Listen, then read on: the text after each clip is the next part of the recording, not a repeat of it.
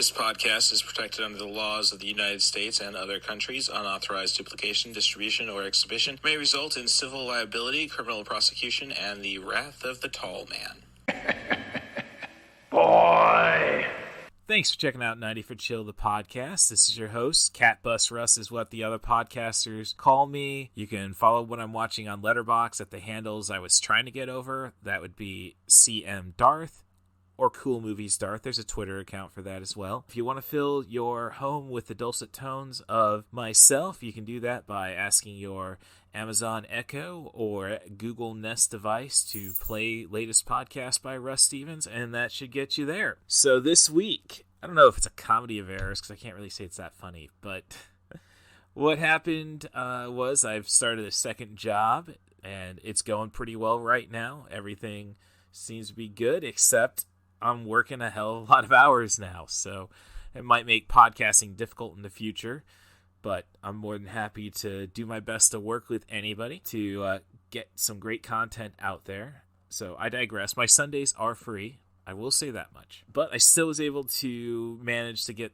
some time between the jobs to successfully have a scheduled podcast, which ended up falling through the day of. So I wasn't really able to get my sister, the Poetic Critic, in a good, nice, loose way to let me record a conversation about movies with her. It was just a very cool, relaxing night. I guess I just needed that after, 50 hours of work. So that's my life right now, and I'm sorry that I couldn't get a new episode out. I'm going to try remedying an issue I'm having with Podbean, my current distributing partner. It's just that they only let 100 episodes stay on the feeds to your top podcast apps, your Apple Podcasts, your Spotify, your Google Podcasts, and whatever Amazon uses. They use TuneIn, they got Amazon Music, they got it all. In other words, I'm losing episodes, and I don't really want to start up with a new distributor and, either not be able to get the feed all restored and what have you, so this is just a good trailer for, I guess, 90forChill, the podcast, as I go and prevent some episodes from being lost, I think. And we're going to stick to a comedy theme. We're going to do an interesting double feature. We're going to do Stealing Harvard with my friend JD Greving, who's got an excellent YouTube channel. And we'll do Spaceballs with the Poetic Critic. So she was coming on the show one way or another. And Jessica Kwazz from Second Chance Movies. So, if anything, this is going to be an excellent opportunity to see my skills as a host, and hopefully it'll convince you to fill in that void of guests that, I occasionally have. If you want to be on the podcast after this episode, send an email to russthebus07@gmail.com. That's RUSSTHEBUS07@gmail.com. Offer me a movie, a theme, a director, an actor. Just try to focus on sub 100-minute material. I like a good time frame of 70 to 99 minutes. Now, when it comes to the 99 minutes, if the credits start before 99 minutes, we're going to call that a 99-minute movie. So let's just say, example, a lot of Kevin Smith stuff, which was supposed to be a podcast, but, I'm still going to work on that binge, and we will get that out there. Not Marvel movies, not to say they ever conclude before an hour and a half. They're going to have that trailer that sets up the next movie, so, the narrative continues, I suppose. So that's the rules on the podcast, and if you want to help the podcast out, subscribe on your favorite podcast apps. And offer, those 5-star reviews. I do reciprocate under the Apple podcast name of Scoops Daily. I just want the stars. You can talk as much shit as you'd like about the show in the review. The primary place I want you to speak trash about the podcast would be on my Twitter account. The Twitter account is @CatBusRuss. Or if you want to head to the future, follow me on Mastodon. That user account is @RussStevens @mastodon.social. So I know it's long, and I think now they're really breaking it down, though, so it'll probably just be @RussStevens. We'll get you there. If I was going to do this as a double, you got to earn Spaceballs with Stealing Harvard.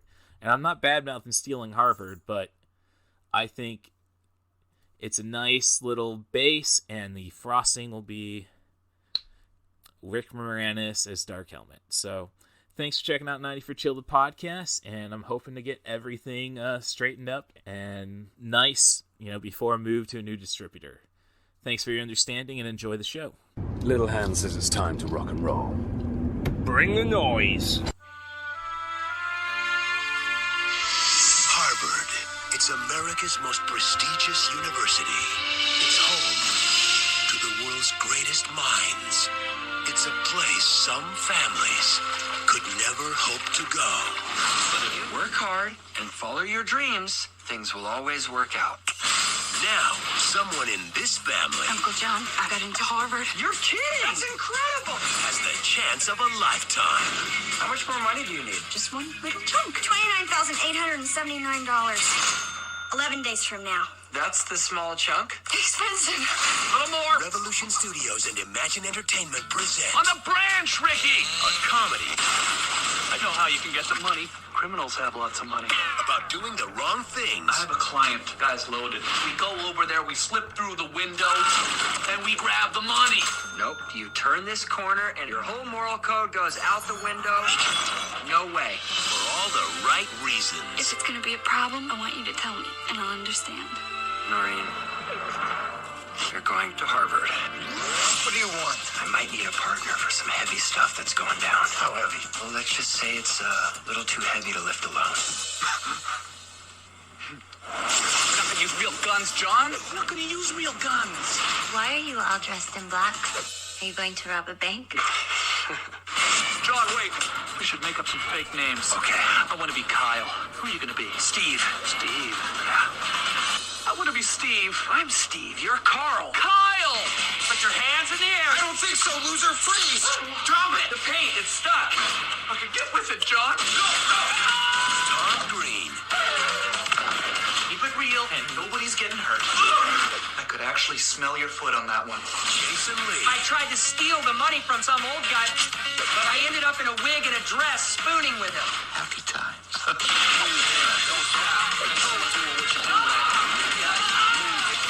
stealing Harvard. Wow, he really likes you. Don't stop. Keep on doing what you're doing. And how I hate having to start doing this with headphones on to get that loud ass message from Zoom. Yeah. So, all right. So we'll get things rolling then. This is 90 for Chill, the podcast. And this week, my guest is JD Greving. I've seen a bunch of his short videos on Twitter. Very amusing. Yeah. So I don't know if Thank you. I mean, there's been times that bathrooms that stuff has happened. I can tell. Yeah, dude. Oh man, do you want me to talk about that? Oh, if you want to talk about it, I mean, I've been itching to talk about that sketch, just the story behind it, I guess. Okay. Because we wrote that like 6 years ago. All right. Because JDHD, the web series that I do, I had a whole team of writers, and then we wrote so much stuff, and then we don't have a camera even good enough to shoot this, so like we just kind of disbanded, and then I got a good camera, so I started making the show, and I was like, hey, let's do that piece sketch that we wrote. And it took me like a year to find a location. Like, you don't think about it. You think, oh, they just walked into a bathroom. Yes, yeah. Getting permission for you to just leave puddles of what looks like piss, just they're not too canny on it. A lot of people said no, but you don't think that watching it. Just like, oh yeah, they filmed in a bathroom. Right. Your typical, dare I say, Park District bathroom. Yeah. I mean, yeah. I know there's some nasty one. Well, I worked at a truck stop in Morton for 6 years, so. Oh man, yeah. I mean, So it made sense to you. Oh yes. No, that was I didn't really mind the job. As I said, I was there 6 years. It was good for my wrestling career, but everything from the movie Clerks had occurred at that truck stop, with the exception of necrophilia. Oh my God. Yeah. So, yeah. I mean, kind of got myself off as a pseudo intellectual at the Peoria bar scene based on my story about, and then eventually blogging about a guy setting himself on fire. Right. And I sold him the $2 in gas. I mean, that was his intention. And oh my God. I mean, it ended up, that's how I ended up dropping out of the ICC creative writing course. It was basically, wrote a humorous tale about that. And my instructor said, death is never funny. I probably have that review somewhere. Like, I pretty much have my backpack from that run at ICC intact. Like, tell that to a clown who dies. It's hilarious. Oh, I had a friend who had the joke, rape is never funny except if it's done by a clown. Oh my God. Yeah. That was one that was shared more at bars, really drunk, 3 a.m. stuff, which is really the only thing I miss about Peoria is the 4 a.m. last call. But yeah. I miss the Riverman, I miss the Chiefs, but yeah. I like Peoria, I guess. I'm trying to think of something I like about Peoria. Oh, I mean, I love a lot. There's a lot. I am a Peorian. I'm definitely not the hipster who moved out to the college town. Yeah. So, well, I think a lot of that's actually just getting yourself involved in a relationship with somebody who can't drink or party because of medications and such. So, oh man, yeah, being social is pretty difficult. And then the pandemic hit, so still trying to get my feet solidified. I mean, one of the best things about moving down here, I thought, was the art theater, like the oldest independent theater in the country, and then they shut down. Yeah, so and as I say, pandemic killed Ebert Fest, so all the things I came down for are gone. Now it's just Chief of Lennowick bumper stickers. Yeah, man, I don't know. I'm trying to be very optimistic about the disadvantages that pandemic was, like aside from the other ones, the creative advantages, where like now it seems like shows, like bands, like last week my friend, he opened a new venue. It was just packed, Yeah. Like, I wonder if people are like, yeah, I went inside, and then I was inside for a year, and then I was asking myself, what is life? Like, oh, it's fun, it's entertainment, mm-hmm. And this entire time I've been thinking my job was the best entertainment, and now they're like, you know what? I'll see what's out there. Maybe I can have fun too. Well, I mean, I started this podcast. I mean, this was basically 90for Chill was more or less it was an offshoot of my blog, which is dedicated to movies that run between 75 and 30 an hour 37 minutes. Yeah. And then really just need something to keep myself sane, and resolution, I guess I'd say that was more easy to obtain than just dedicating at least one portion of my day to buffalo flavored food. I made it that just tells you how 2020 sucked. Like, I made it all the way until the 29th of February successfully. Wow. Yeah. It's an interesting time, especially with movies right now, because I mean, I've only really seen one movie since the pandemic ended. Well, I'm not going to say ended. I was writing a blog Since today. it began. Right. I was writing a blog today complaining about my quote unquote libertarian coworker, and they didn't say anything, despite they were sitting right next to me, but I don't know. They watched so many videos reinforcing their ideas that I don't know if they can read, but that's. Yeah. I only went and saw Spiral, and there were only 3 people in the theater. It was the last show in Champaign. So, Spiral from the Book of Saw, Chris Rock, produces a Saw movie. I thought it was fun. Could have leaned a little more into the comedic elements of Chris Rock, especially when you got him acting against Sam Jackson. But it's a horror movie, so you can't. Yeah. Hoping for a sequel just so they can try figuring out how to bring Saw into the Evil Dead type humor. Man, that's my hopes. Movies are getting so connected. You know, in order to enjoy one, you gotta watch 7. Well, I was listening to a podcast today. It's called Screen Drafts, and so they come up with the comprehensive best of list for certain genres. And today's episode I was listening to was video game adaptations. Oh, yeah. So like right now the list is number 7 Sonic the Hedgehog, number 6 Street Fighter, number 5, number 4 was Tomb Raider 2018. They're debating number 3 after Detective Pikachu got vetoed. Let's see. Oh, it was Takashi Miike's Ace Attorney was the 5th movie.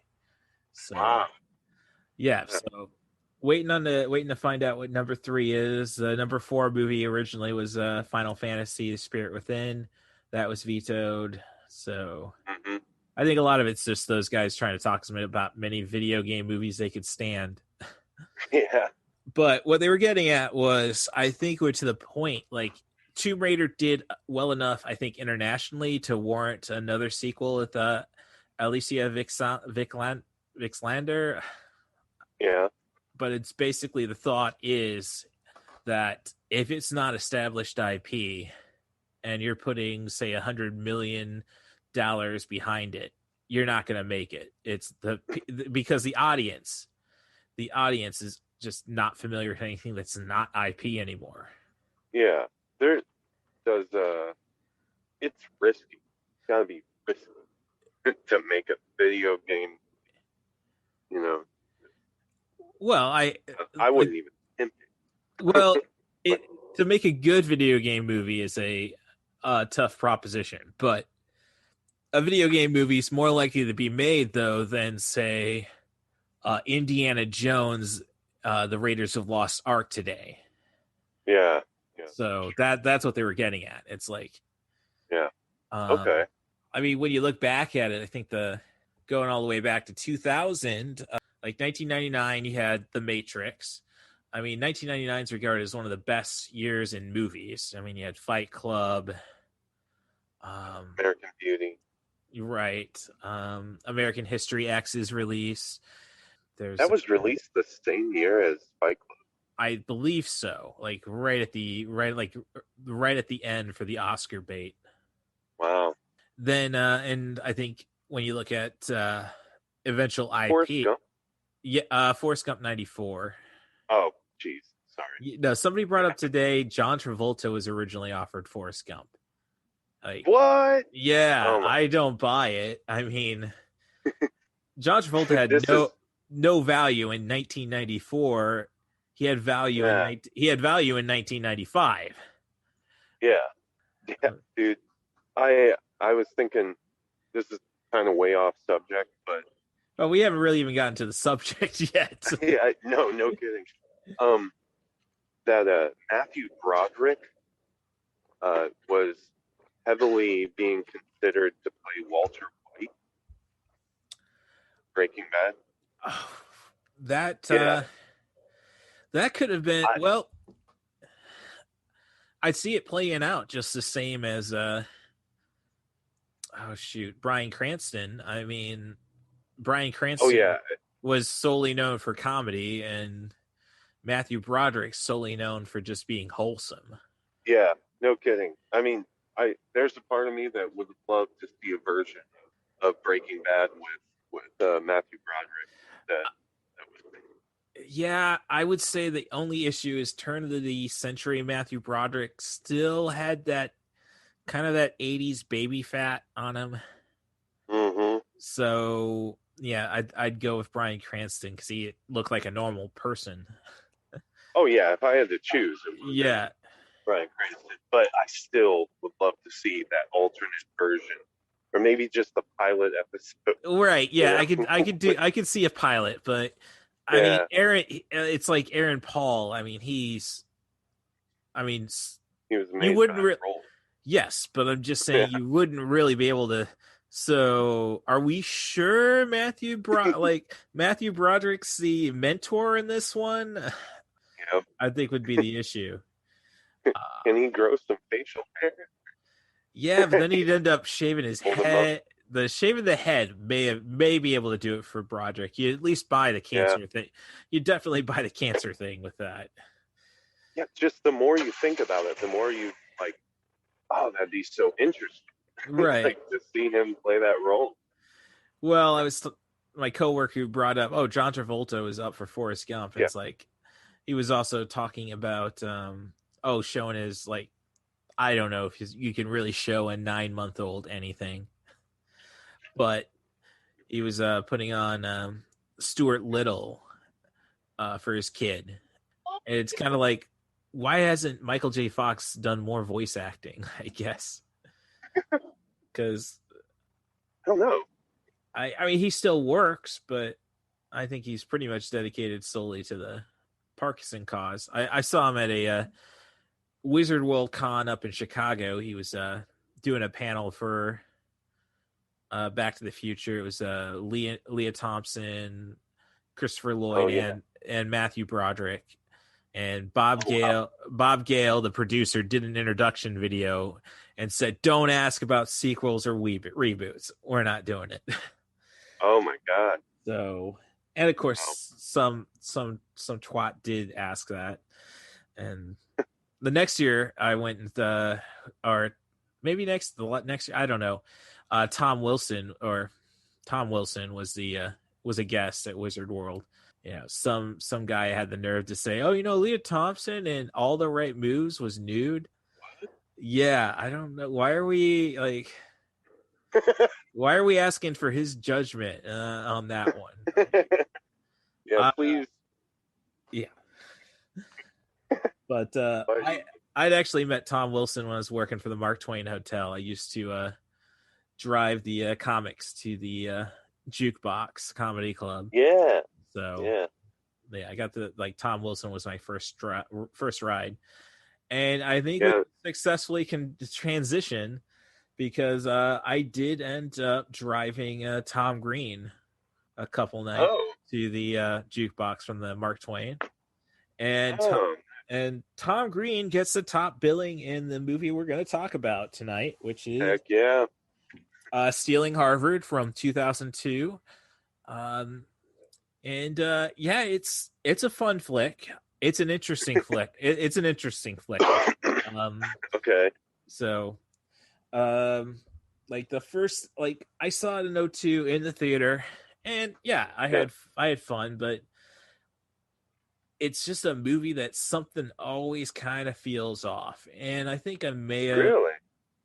Well, I mean, one, Bruce McCullough from The Kids in the Hall, his direction is definitely lacking. I mean, I'm an aspiring filmmaker. I have my pro wrestling zombie comedy, Man of the Dead, which I'm still trying to get to a stage where I think I could do a Kickstarter. But I knew some of those rules, like when we're looking at the scene where Jason Lee's sister is showing the home video of proof as evidence that he promised to pay for college. It's like, okay, who's shooting the video? And who, they paused the video, you know, and then she goes, "Oh, the part's coming up. It's my favorite part." Right. And then it just goes back to the video. And it's like, who unpaused the video? Yeah, it's like, and definitely who shot the video. Right, and you see that kind of just not knowing where he's got to be, in the robbery scene, in the liquor store robbery scene, probably the bank robbery scene. So I think that kind of at least sets the premise of the movie. It's Jason Lee has successfully made $30,000. I would say he made the money because his fiance is running a gift basket business out of their apartment. And even it's a plot point later that motivates his fiance, played by Leslie Mann, to go as crazy as he does.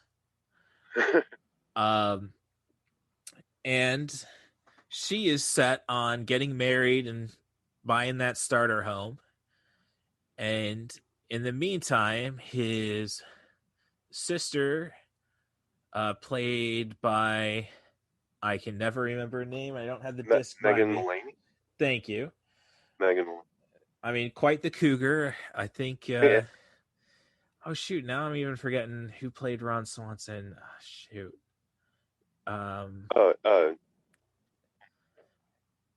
Nick Offerman. Yeah, Nick Offerman, which is really sad because he was doing I worked at the I Hotel, so I had to deal with the college graduation when he was. Yeah. He didn't stay at the hotel, and wise decision on his behalf. I mean, it's a great conference center, but you want to sleep, don't go there. And so, but I mean, there's you saw his cameo. No, I haven't. Oh, Nick Offerman has a cameo in Stealing Harvard. Oh, I didn't pick up on that. I know Paul Feig. Is he one of the electricians? Yep. Okay, because I know Paul Feig was the other electrician. Yeah. So, like, that was something I caught. I caught Paul Feig. I didn't catch Nick Offerman, but he had to be demustached, right? I think so. I think he was one of the last guys to leave. Okay, then he may have been the third one. Yeah. So, yeah. But, so his sister's daughter, who, not having his parents around, Jason Lee, or not having her dad around, Jason Lee tried to take that paternal role. And after a failed spelling bee, he promised if you get yourself to college, he would pay for it. And of course, she gets accepted to Harvard. And of course, even after all the financial aid, it's $30,000 a year. Yeah. So now Jason Lee, yes. As long as he's not getting an art degree, I mean, nothing wrong with that. Yeah. I mean, but like, that's the biggest problem. It's like, do we really have to be offering these degrees? How many art classes did Leonardo da Vinci take? That's all I'm going to say. Bada bing, bada boom. Right. That reminds me, I just was playing around with my Zoom recorder, and a rim shot is a default sound on that. Oh. So. Okay. Yeah, we'll be having fun when we can really travel around. Okay. Yeah. But so he doesn't really have any idea on how to get it, so he goes to his schizophrenic, definitely borderline personality disorder friend, portrayed by Tom Green, and which is not a stretch for Tom Green. When I was driving around, very, very cool guy, but you can tell he's always on. Yeah. So, yeah. One of those. Yeah.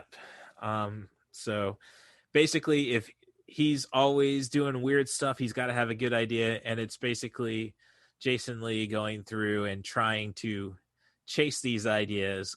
None of them end up well. In the meantime, Leslie Mann's father, played by legendary actor Dennis Farina, is stalking him. John C. McGinley is the police officer assigned to all these cases. And Richard Jenkins is hilarious. We'll say that without I mean, we're obviously going to spoil that bit. You can't. But we'll leave it hanging. Judge? Yes, the judge. Okay. Yeah. Oh, wait. That's a huge... Never mind. Right. That's... Well, I mean, we just said the judge. We haven't said the details on... Okay. Yeah. So... And, so, yeah, that's where the movie goes. And, like all movie... This is your typical movie from 2000 to 2002 before 9/11 happened and we had to take things a little more seriously. Or, just be a little more aware, I guess. Right. So I think the working title for the film was called Uncle. Really? Yeah. If you sit through all the credits, they showed the blooper reel or alternate take reel, and you see them with the clapperboard, and it's always saying Uncle written on them. Oh my God, that's cool. Yes. I didn't know that. I don't know why. I don't know why they had to take Blue Harvest type security. Yeah. So, but yeah. So that sets up the movie. And I mean, as I say, it's your standard early 2000 fare, like movies. I mean, what was that one guy? Penn? I'm sorry. Chris Penn. Yeah, Chris Penn. Right. He's Sorry. And Martin Starr. Right. Martin Starr is the liquor store clerk. Yeah. So a lot of big names in that movie. They weren't big names at the time. Right. No. Leslie Mann, obviously, that was before, her husband. Judd Apatow. Yeah, Judd Apatow really started, probably got over cancer and started really busting his ass. Yeah, making his own stuff. Yeah. Yeah. So I mean that we didn't really get I think knocked up until 2005, 2006. Yeah, 2005. Right. You did have the sitcoms though. Freaks and Geeks. Right. Thank you. Yeah. Which is pretty much, I mean, that show is pretty much the Saturday Night Live of television of movies right now, I guess you'd say, because I don't think. Well, I mean, you look at the cast. Oh yeah. It's just like they all ended up having at least one great movie, and right. So that's right. Oh my God. Sorry. Just a side note. Mm-hmm. I'm doing this entire call outside. Okay. So if you hear a really loud truck going by, that's where I am for you. Oh well, no worries. The AC is shut off here. Windows are still closed, and there's been at least one shooting while I'm living at this apartment complex. It's a big apartment complex. I'm not. Yeah, it was. Not, yeah. It was a shooting across the hall. Nothing to do with it. Well, I am getting like $50 off my rent because there is a red stain in my bedroom. Oh, I think it might be too bright to be what I think it could be, but there's also like carpet just dug out at that point. So I'm sorry to laugh. It's just what? Oh, as I say, it's like I like the joke. I'm all about the struggle of the poorer man, as long as they don't take it out on me. Yeah. No kidding. Right. So well,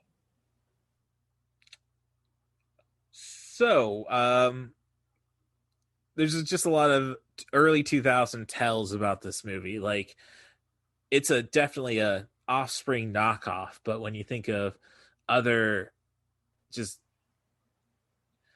no risk comedies made in that time frame, like I think Tomcats with Jerry O'Connell, that one actually has an Offspring song. So yeah.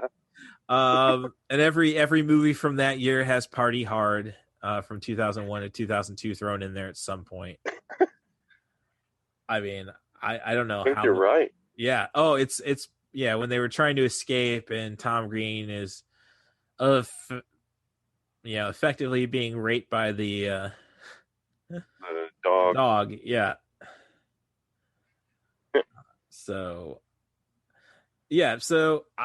first thing though, going into this, when you chose this movie, it's like, Jason Lee, he's got My Name is Earl, but I can't really say he's ever made a big splash theatrically. Yeah, I think there was another one he did. Not even like Henry Poole is here, all that. Like the current, like, more serious ones, they didn't even get. Well, I look at his 2003 with A Guy Thing and Dreamcatcher. Yeah. Which was pretty much sold on, at least theatrically, oh yeah, we're gonna have an Animatrix cartoon before it.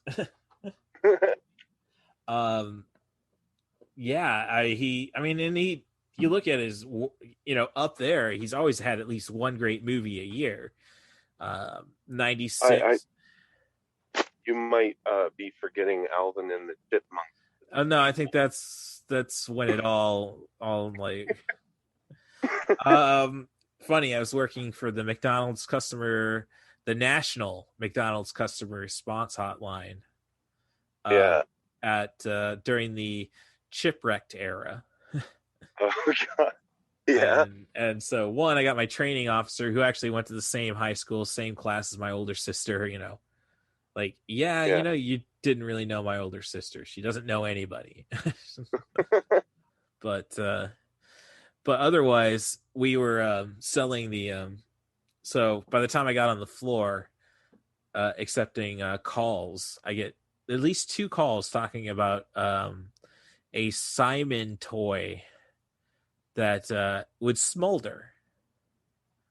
Okay. Yeah, and okay, you want us to send you a replacement Simon toy? Yeah, that will be suffice.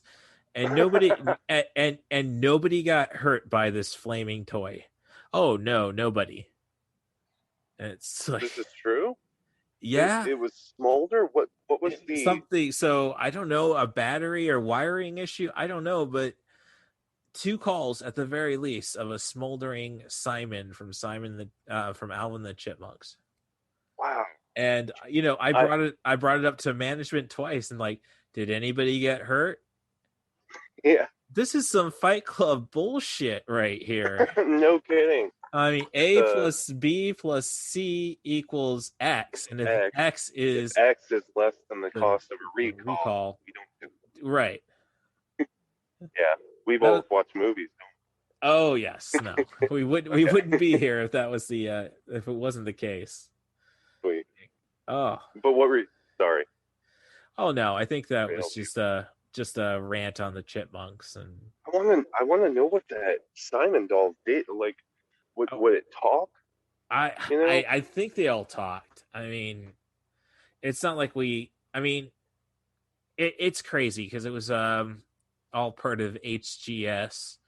So yeah, I think if you didn't get a bachelor's degree somewhere, you ended up at HGS for at least 2 months. It's regimented. Yes, Peoria, you got to work there. Right. You put in your hours. I actually got fired there for going to a funeral, but I went. Actually, my ex-wife at the time, her grandfather died, and then her grandma died 2 days later. Yeah, I've had that happen in my life with great grandparents. So yeah, it was just one of those things where she was like, okay, well, no reason to live anymore, and then so I went to 2 funerals, and they were like, we think you're lying about this. Oh, jeez. And no, man, I had 2 funerals to go to. Yeah, it didn't end. Well, I was able to gather unemployment. Well, that's good. I proved. Yeah. Funerals were legit. Yep. Oh, well, I think a lot of times when you get like, how long were you at HGS? 5 years. Yeah, no, I think that was more or less you were making too much money for somebody who's like, if you're not a lead operator or a team leader, I think it's kind of like me at the truck stop. Yeah. Something that happened frequent times. People scamming our clerks. It was, no, they wouldn't fire them, but I was there for 6 years making as much money as I was during my brief management stay there. Wow. Yeah, so I think there's no such thing as super pantry anymore as far as I can tell, so I think I'm the winner there. Yeah. So yep. Kind of cool. I'm all about the Schadenfreude. I was just reliving this I don't know, this is on topic, whatever. I used to work for a metal fabrication facility. Yeah. And I got fired because I refused to work after I clocked out. Oh, jeez. And well, not only that, is when you clocked in, if you clocked in like 15 minutes early, they wouldn't count. Yeah. It would round up. Oh, jeez. Which I don't know how that is legal in any way, shape, or form. Yeah, no, like I know with HGS you had, you would still get the full quarter hour if you at least get 8 minutes in. Right. And no, they would frown upon you clocking in early, but they couldn't, all they could do is warn you and say, yeah, we'll discipline you. Yeah, it's not a good system. Yeah. But they shut down.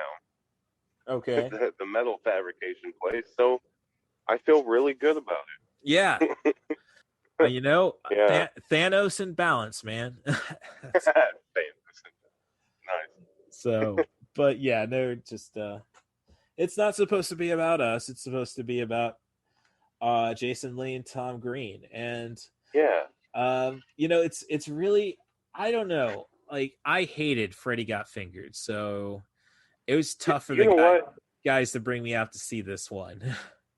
I recently campaigned about Freddy Got Fingered, and I was like, that movie was way before its time, and then I was like, I'm gonna watch it, just to make sure I know what I'm talking about. Yep. I didn't know what I was talking about. It is still deeply disturbing. Like, I find the scenes with that little kid, like his neighbor kid, just I have too much empathy. I know it's fake. I know the blood is fake, but I just can't. Yeah. I'm like, this is too much. But in the meantime, podcast I have Bad Blood with down in Champaign. Man, there's a reason why I call myself Harshside as my last name on Facebook, besides trying to make sure it'd be tougher to find me when prospective employers. Wow. I mean, but I get it. Podcasts are done by people for themselves. I'm not Right. gonna disillusion. So I can understand being upset if you perceive somebody's ruining your dream. Yeah. I mean, Well, a but correction. I was a professional child model. Didn't work any, but I had an agent. Okay. I think a video game idea was stolen of mine, but I wrote that video game when I was 14 years old in pencil and then sent it off. What was the idea? I say it's Dead or Alive. Okay. Yeah. Wow. Really? I didn't really think about it till Dead or Alive 2 was being talked about as the next great fighting game for the Dreamcast, and then I'm like, why is this ringing? So I came up with crazy. Yeah, as I say, I can't prove it, so Yeah. I don't. I had an idea for a video game when I was younger, called Celebrity Skate Tiny Town, and it's the whole concept is like you start as a celebrity. It's kind of like Tony Hawk. Okay. All these different areas of skate. Yeah. But each area would progressively get smaller and smaller, so you're like skating through a straw, like on a Right. burger, and but it gets smaller and smaller, but you would be a celebrity. And then Tony Hawk kind of did that, so Yeah. I mean, well, that could, as I say, I actually sent my idea to the American offices of Tecmo. Okay. So, yeah, I wrote mine in a notebook. Yeah. No, it's not that far removed. As I said, I took the pages out and mailed them. Yeah. I had a thing from Nintendo Power listing all the addresses of the offices of American distributors. Yeah. So Sega actually sent me contracts to surrender my idea, and then they said, yeah, no, Power Rangers, we can't, you don't have the license to that, and your street hockey game is an original. It's like I'm gonna yeah, again, neither is the poker game, right? So yeah. Yeah, I mean, and I think that speaks to a lot of the early 2000 movies. I think we're still trying to like American Pie hit it big, and it was basically, we're going to try recapturing the early 80s frat boy comedy, I think, to an extent. I've been looking for a copy of Road Trip since you brought up Stealing Harvard. Like, I'm not gonna rewatch Freddy Got Fingered, but Road Trip.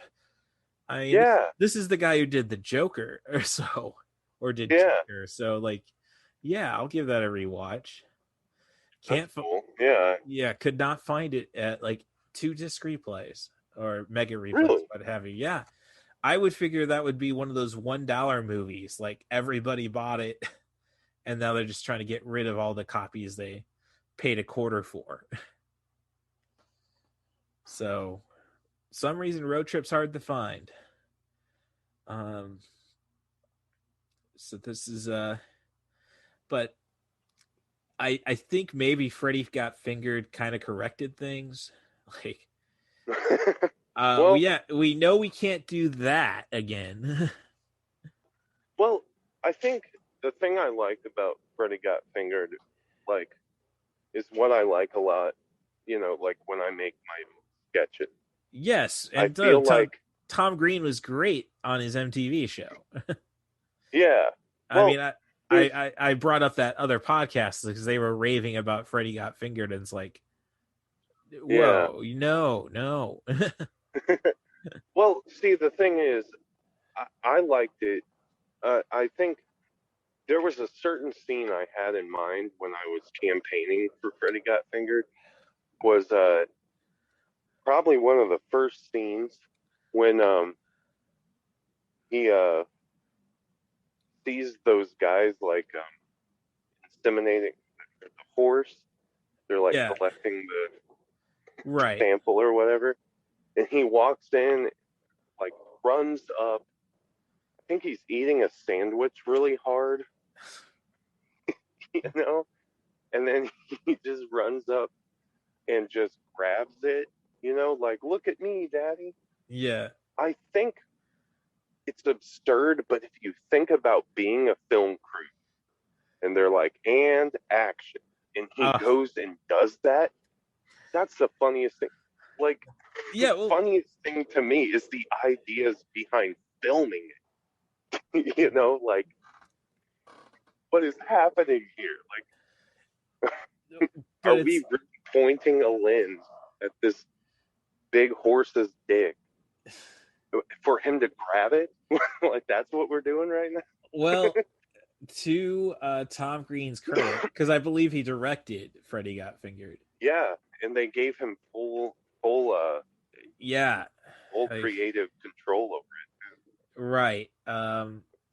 At least he tops the ad by the gag by the end. Going from the horses to the elephant at the end. Yes. Yeah. Like, So it comes full circle. Yeah. Yeah. We're 12 right. It's just the point of the matter is, and I think this may have been a hindrance, and this is why Jason Lee, you know, is going to be best known for My Name Is Earl, and maybe Brody from Mallrats, because we could care less about Banky, which is a little homophobic, but I digress.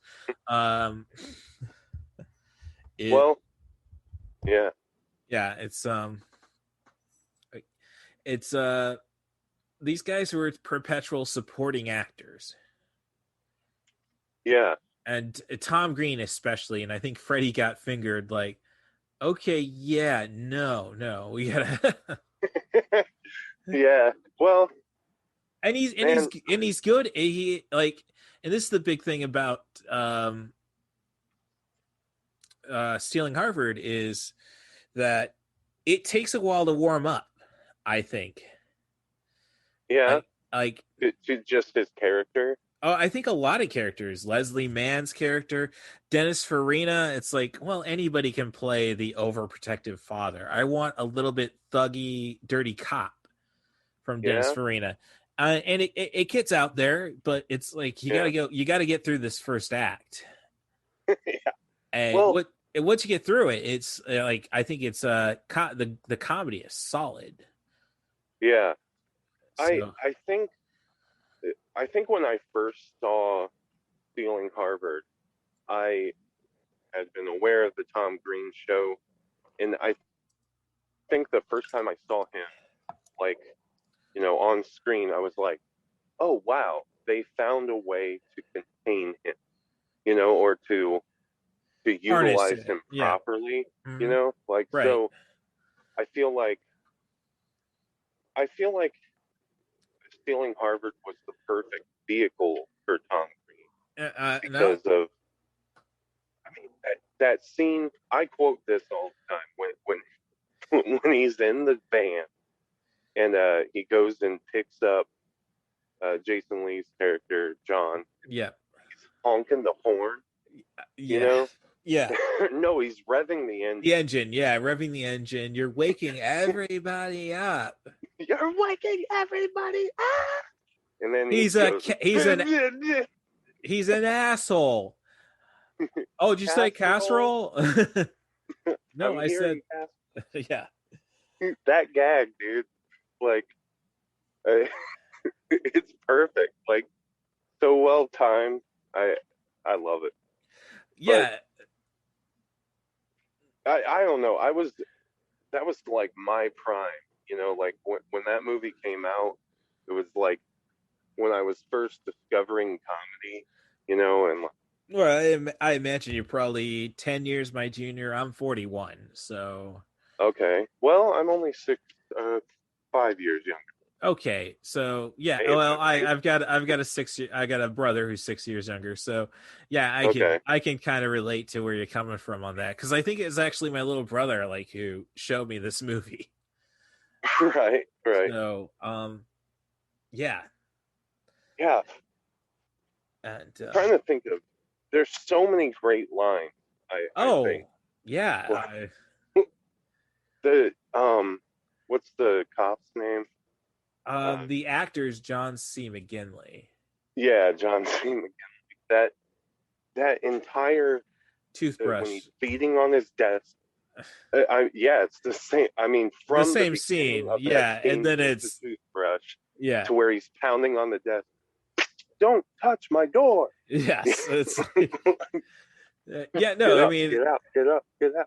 it's everything you like. Again, it's what you wanted from I hate typecasting, but you wanted Dennis Farina to be dirty. You wanted Right. John C. McGinley to end up being his Scrubs character, you know.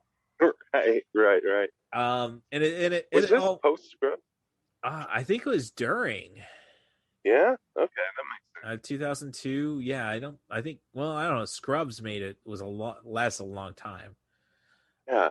I mean, I'm a big Donald Faison, like primarily Robot Chicken, Donald Faison stuff there with Breckenmeyer. That's another convention story, going to see Clueless reunion with Alicia Silverstone, Paul Rudd, Donald Faison, and Breckenmeyer. Like, I mean, fun. Yeah. I just regret, but I don't know. I can't regret buying a customized lightsaber, but I could have probably bought a couple of Funko Pops from voices they do on Robot Chicken, Breckenmeyer and Donald Faison, and paid for the autographs at the same price. So, Well,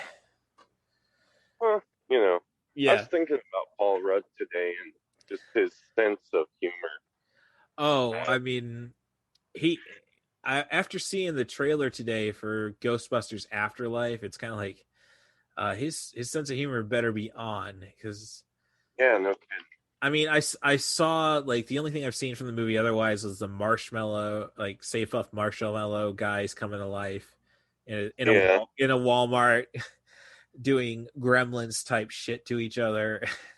And I thought, I did see that. Yeah, this is going to be gold. And then watching the trailer today, it's a little too dramatic, but I think that's probably for the better. Because it looks like it's going to be like Egon's granddaughter, and like it's taken place in the middle of, you know, the flyover states, basically, because that's where the apocalypse was going to happen, and Egon was preparing for it. But I see one of the dogs chasing Paul Rudd out of the Walmart by the end of it. So okay, yeah, so I'm definitely going to see it, but it's like it's a slippery slope. I didn't mind Ghostbusters 2016.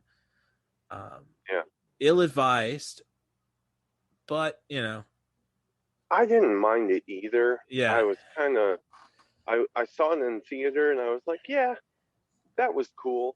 I just kind of remembered. I remembered being like, I love Kate McKinnon.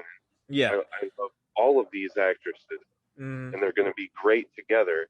Yeah, and I feel like they were like, all right, let's sit down and let's do Linorama the entire time.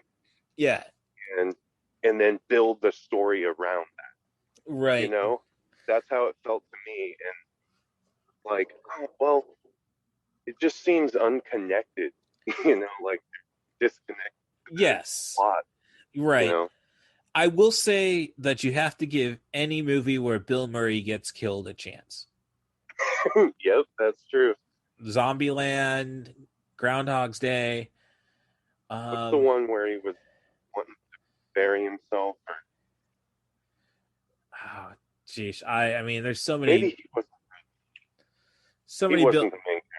Right. So many Bill Murray movies I haven't seen. I have whatever it's called. I found that at a disc replay. Mad Dog. I mean, it's got De Niro in it as well. St. Vincent. St. Vincent. I haven't seen it. I know that was the famous. Oh, this was actually an idea. Like, if you can get the phone number to his voicemail story. Yeah.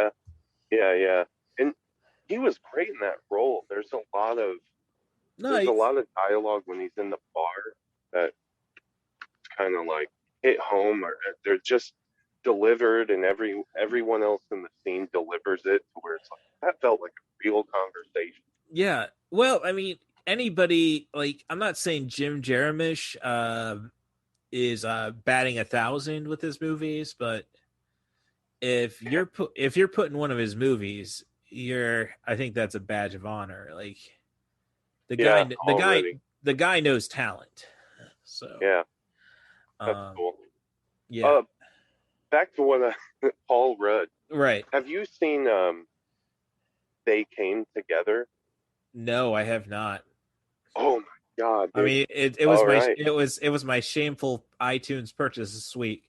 Like, oh, Wet Hot in American Summer. I haven't seen that, but $8, sure. Yeah, no kidding. There's a movie, They Came Together. It's Paul Rudd and Amy Poehler. Okay, I'm kind of recalling it, but I couldn't tell you the name still. It's directed by the same guy who did Wet Hot, David. Okay. Yeah. And I just can't get it out of my head. There's so many, it's so over the top. It's almost like Not Another Teen Movie, kind of, but not. It's how you would do a movie like Not Another Teen Movie. Okay. Like, that's so a lot. So we've come from, so he's kind of getting that parody down. I mean, I remember the movie called The 10. Oh yeah, The 10, dude. Yeah. Oh my god. Which is hit and miss. Like, it's a good anthology. Yeah, there's some of those stories that are. I remember the first time I saw that movie, I just was in stitches. Yeah. Like, I wasn't that far. Like, I guess, I mean, it was an interesting rental weekend because I think I rented another movie called Flakes with Zoe Deschanel is the reason you rent it. But it's like Christopher. So it's like Christopher Lloyd's running a cereal shop, and like you can buy classic bags of cereal because if it's in the bag, it's fine. So if you want some vintage yummy mummy, you're all right. And then somebody opens some, yuppie waspy kid decides to like, oh, I can't buy your cereal shop. I'll open one across the street. And because of a relationship, and Christopher Lloyd's the owner of the original, and it's being and the manager is Zoe Deschanel's boyfriend, and because he won't let her work there, she goes and betrays him there. So funny movie about cereal. I'm gonna check that out. Yeah, it's called Flakes. Butter. Yeah, that's one I've been meaning to check out. I like everybody says that's the Jennifer Gardner magna opus. It really is. She's so great in that role. But Butter, such a weird movie to exist. It was a weird time, the early 2010s, because you still had movies like Bernie with Jack Black. Yeah, I love that movie. Yeah, that's a true story. Yes, which is I should rewatch that. So, yep. So as I say, I guess my issue with the movie Stealing Harvard taking so long to warm up is just basically my argument why I'm not a Harry Potter fan. It's like, okay, I saw, and all right, I was 21 when Sorcerer's Stone came out. No, I didn't read the book. Yes, I faked my way through my literature at ICC as my primary focus for my English associates. But it's kind of like, I'm not saying Sorcerer's Stone wasn't a good movie. It's just, it was so derivative of everything I've seen beforehand. I wasn't interested. So, and it's like, oh no, it doesn't really pick up till the third movie. And it's like, Okay, Stealing Harvard, I had to put up with 20 minutes of build Right. before it starts rolling in his bloody gold. You're Yeah. telling me I gotta sit through another 2.5 hour movie? 5 hours for this thing to get rolling. I think I'll just enjoy the ride at Universal. Yeah. I'm trying to remember if the first scene of Stealing Harvard is narration. So it opens with that crappy punk song over the credits. Yeah. And then it's him walking to the track. Yep. With the 30 to 1 shot. Yeah. Called Me Lady. I feel like, and I feel like they wanted to use that song, but like they could have just put the credits over that scene. Well, you do that though, then you're only at 80 minutes. You're almost running too short because you add on the runtime. I'm presuming the 3 minutes of bloopers and such was added to was tacked on to the runtime. I think the movie clocks in at an hour 27. Yeah. I'm all about short movies. Obviously, that's the entire point of this podcast. Stuff you could actually shove into a 2-hour time slot on TV bloody S. Yeah. It's so weird when you ask me about movies. I feel like I haven't been watching movies all that much. I've been watching a lot of TV. Well, I can totally relate to it, and it's sad as somebody who again has wrote. If you want to find out about my script for Main Event of the Dead, my pro wrestling zombie comedy, send an email to russthebus07@gmail.com. RUSSTHEBUS07@gmail.com. All right. Film has always been my medium because I think I was on the Andy Kaufman philosophy when it came to sitcoms. Okay. It's just the lowest form of entertainment. Yeah. You got some brilliant ones. I mean, animated sitcoms are usually, Family Guy is pretty derivative, but the jokes are there at least. The Simpsons, but Simpsons may have been around for 20 years too long, but you can just sit and watch a Simpsons episode, and it's situational comedy. I mean, it's really not that, Have you seen? This might be off topic, but it's totally on topic. Have you seen Kevin Can Smack Himself? I have. I'm aware of it. I have not watched it. Oh my god, my wife and I we watched the first 6 episodes. I think they're out right now. And it just eviscerates the idea of situational comedy. Yeah, and the laugh track is droning, and it makes you really understand. I think it's so important for people to watch Kevin Can Smack Himself and then reflect on so many sitcoms. It's almost like what happens in the show is you'll have it set up like a sitcom, that the laugh track is there, and she'll this scene will happen and it's funny, it's a funny scene that you would normally laugh at, and it's a little bit higher quality than regular sitcoms. It's a really good joke, and then all of a sudden she walks into the other room and it's not sitcom.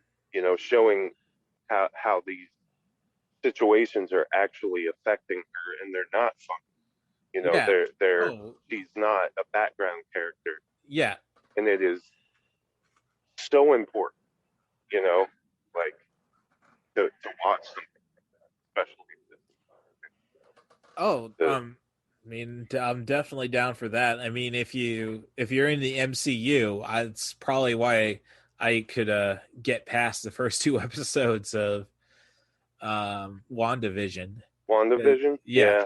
Because you have to be like, I like the fact that it really was like very aware that, yeah, you can't have situational comedy if you're trying to actually develop characters.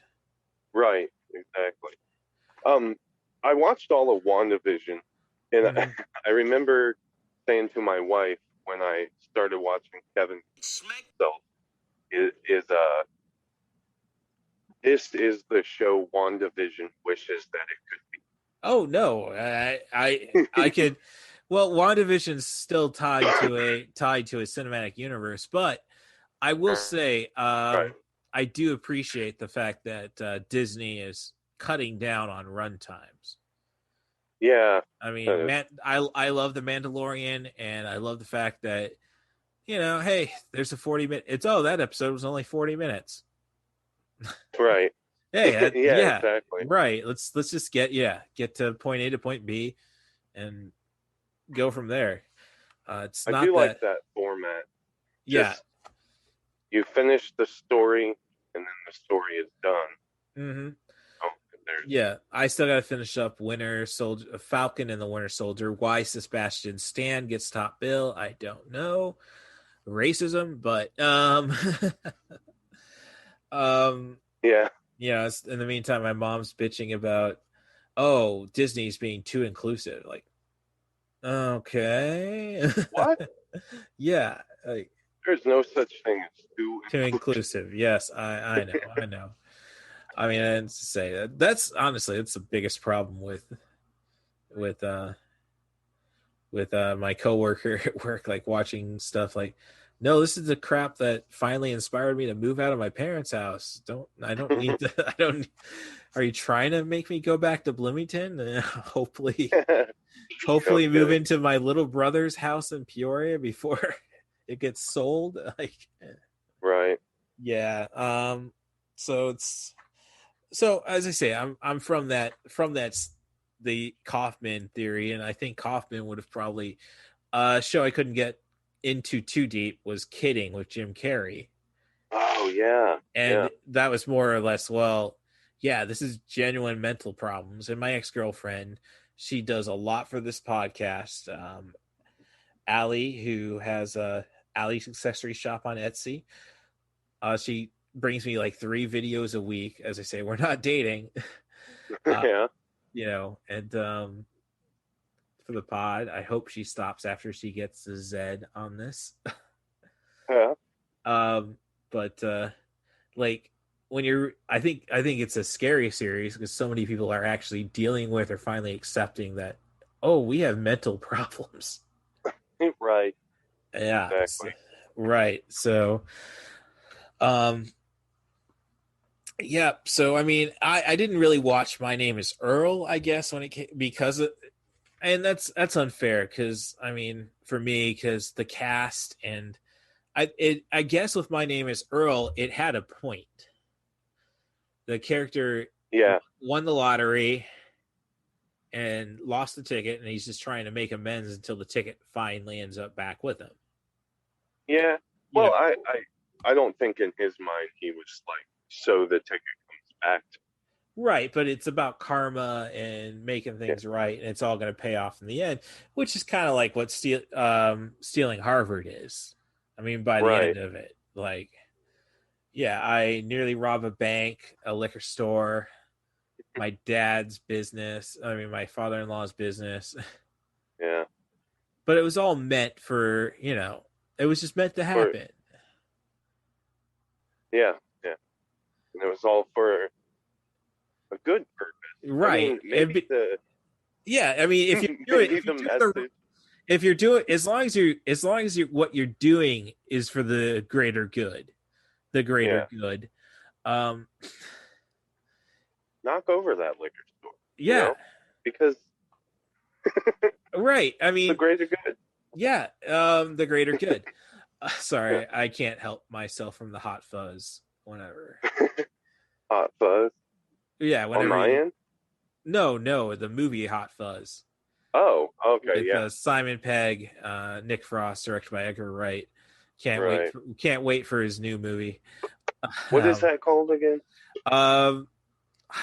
Something with Soho. Okay. Yeah. Stuck in. I mean, right. I do want to see his documentary on the Sparks Brothers. I'll say that too. But yeah, I forgot about that. Yeah. Yeah.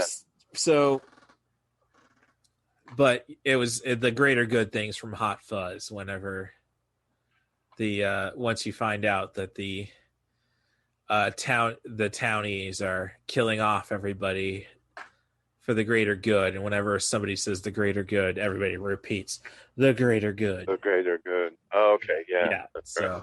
No, you're Mike.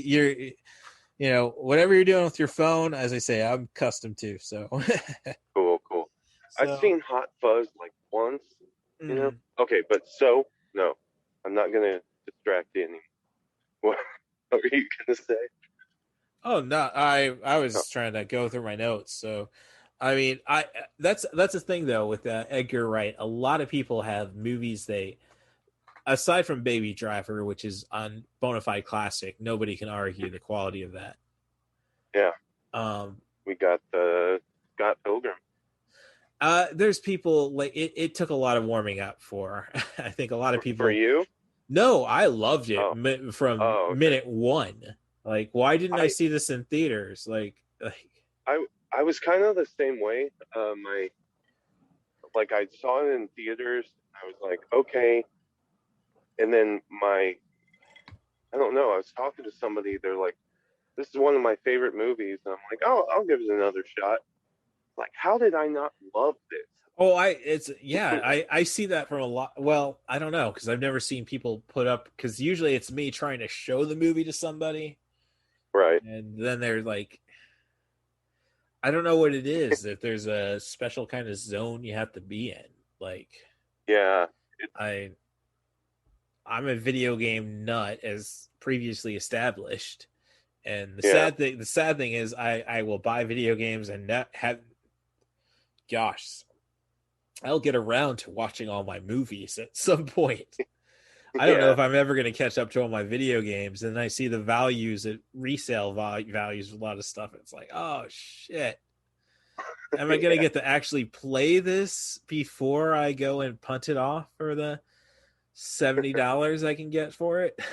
Right. Like, I was at Mega Replay in Bloomington, and it's like I sold a bunch of DVDs and like, oh, we can give you $110 in credit and some Dreamcast games, or we can give you $84 cash. I'm not supposed to be here. I'll take the 84, and then I walk by and they got a copy of Dynamite Cop on the Dreamcast. Yeah. Which is basically Die Hard, the arcade game, if you ever played that. I did not own a Dreamcast. Yeah, that was my first system. Like, that was the first. My parents wouldn't let me have a job. Like, school and wrestling are your jobs. Yeah. And then first job I got was actually Caterpillar Warehouse in Morton. And that was like my first big purchase was a Sega Dreamcast. I was the same way, except my first one, I mean, it was a long time. So PlayStation 2 yeah, was my first purchase. I have a PlayStation. Like, my primary television's got a modified Nintendo 64 that can play Japanese games, what they call an FC Twin that plays Nintendo and Super Nintendo games. I also have the Japanese adapting software or hardware. Man. Sega Dreamcast, PlayStation 2, Xbox 360, and a PlayStation, Wii U, and a PlayStation 5. So, wow. Yeah. I during the pandemic, like the start of the pandemic, we were like, we need a video game system. Oh, good luck with that. My I was put on the hunt for a little for an N64 for my little brother's pregnant girlfriend. So yeah, I found one for $100. That was the going price. ours, we got a Wii, and Mm-hmm. the only game we had for it was Super Mario Galaxy. Well, that's a good one. Yeah. Oh yeah, I was like, we're gonna become experts at this game, and lo and behold, we got that one and the sequel, Mm-hmm. and we played it every day for like 5 months, and we were like, all right, like we're too good at this game. And then the only other system we finally got a VR. Oh. And get this, the only game we like to play on it is Poker Stars. That is. It sounds lame, but it is the coolest game I've ever played. Oh, it's I do a character the whole time. Yeah. You know, and I have a blast. Like that's all I ever want to play. Poker Star. Mm-hmm. So yeah, well, I mean, I still come back to Pokemon. I mean, that's the primary reason I haven't played all the video games. Like, oh yeah, definitely gonna buy. Well, if it's not Pokemon, it's usually the WWE games while the servers are still up, and I can download, create wrestlers and everything. Make my KMFDM themed arena. KMFDM. Yep. Yep. Let's see, what is my favorite? I mean, I have a tattoo that's supposed to mean kittens make 4 demonic minions. Mm-hmm. I do love Kidnap Madonna for drug money. Wait, say that again? Kidnap Madonna for drug money. Okay, that's what the shirt says. I thought the shirt said, I do love Kidnap. No, like a little wordy. Oh yeah, no, it's just a big joke with the group. I see him whenever they're on tour. I mean, which is kind of, again, you pronounce, to get the encore, you have to say KMF, you have to chant KMFDM sucks, and it's like they're a little too aware, and on top of that, they're a total leftist group. Yeah. And I'll go see bands like Lords of Acid and Pig and My Life, the Thrill Kill Cult. It's like same kind of music, but they don't take themselves that seriously. Right. That's yeah. Those are the kind of shows you leave with a bloody nose, right? No, they're not. No. It's weird because, like, at least Thrill Kill Cult, I was surprised I saw people moshing. No, not really moshing. Okay. Yeah, I mean, it's industrial metal. I mean, it's a long line. I would imagine Ministry, I hope you'd break your nose. Okay. But no, they're pretty calm. I mean, they're pretty calm. I've seen people doing EDM dancing. If you ever seen the movie The Lobster, yeah, and we only listen to EDM because that's the only music you can dance alone to. And it's almost like, I think the term in ska is like the dancing is skanking. Yeah, and like I'm seeing people. You're right, and I'm seeing people do that, and it's like, you realize it's going pretty fast, right? Yeah. I don't know. I always get sad because I'm technically Gen X, and it's like I did not know that wax tracks in Chicago was a thing.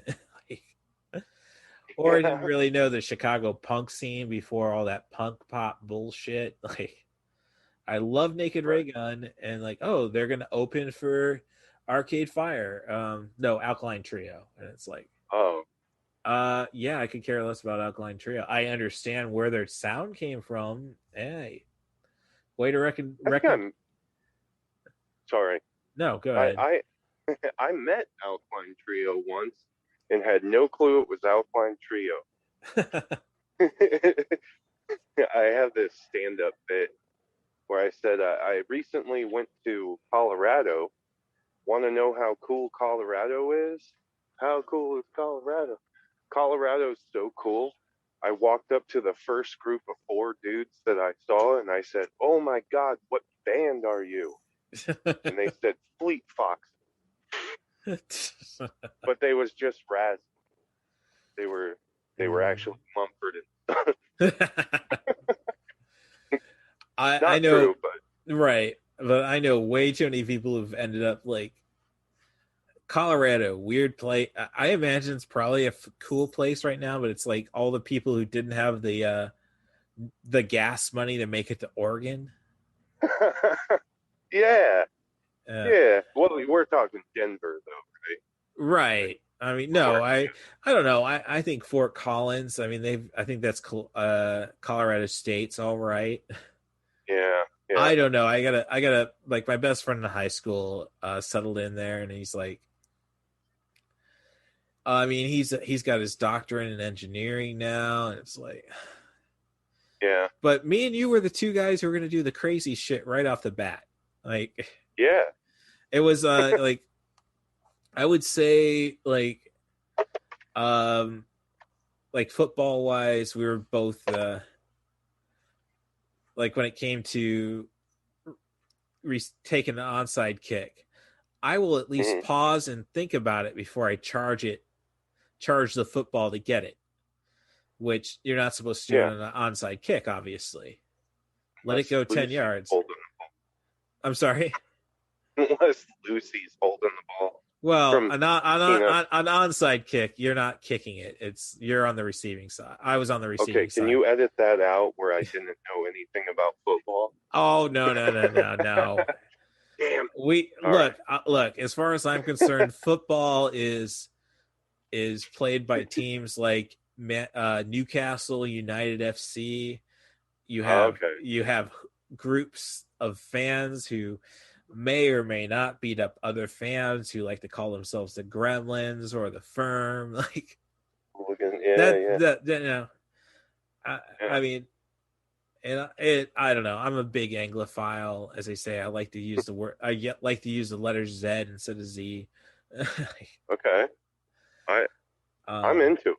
Yeah, I mean, it was Eddie Izzard who said, I understand a lot of your changes in words. I understand getting rid of that U after the O. I mean, there's some words that are still a little strange. Like, you say herb, we say herb because there's an H. Yeah. Yeah, it's superb. It's funny watching. I don't know. Somehow wrestling is bigger in England right now than it is in the States. So a lot of all the wrestling videos I watch recapping stuff are shot out of Newcastle or London. That is interesting to me. England is now like, you know what we like is wrestling. Yeah. Wow. And it's like, it's kind of sad because they had their own style, and it's like they're so desperate for people simulating fights. Yeah. Because I won't use the F word because I got too many concussions and broken bones and fused parts of my body. Yeah.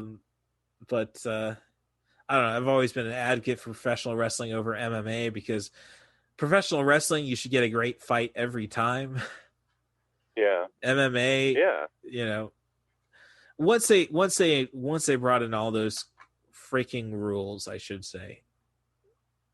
Like, give me the good old MMA when it's like you only know one style. I hope it works. Yeah. That's why I didn't get into MMA. It's like I don't think I can be the best jiu-jitsu guy. So no, I'm not going to do that.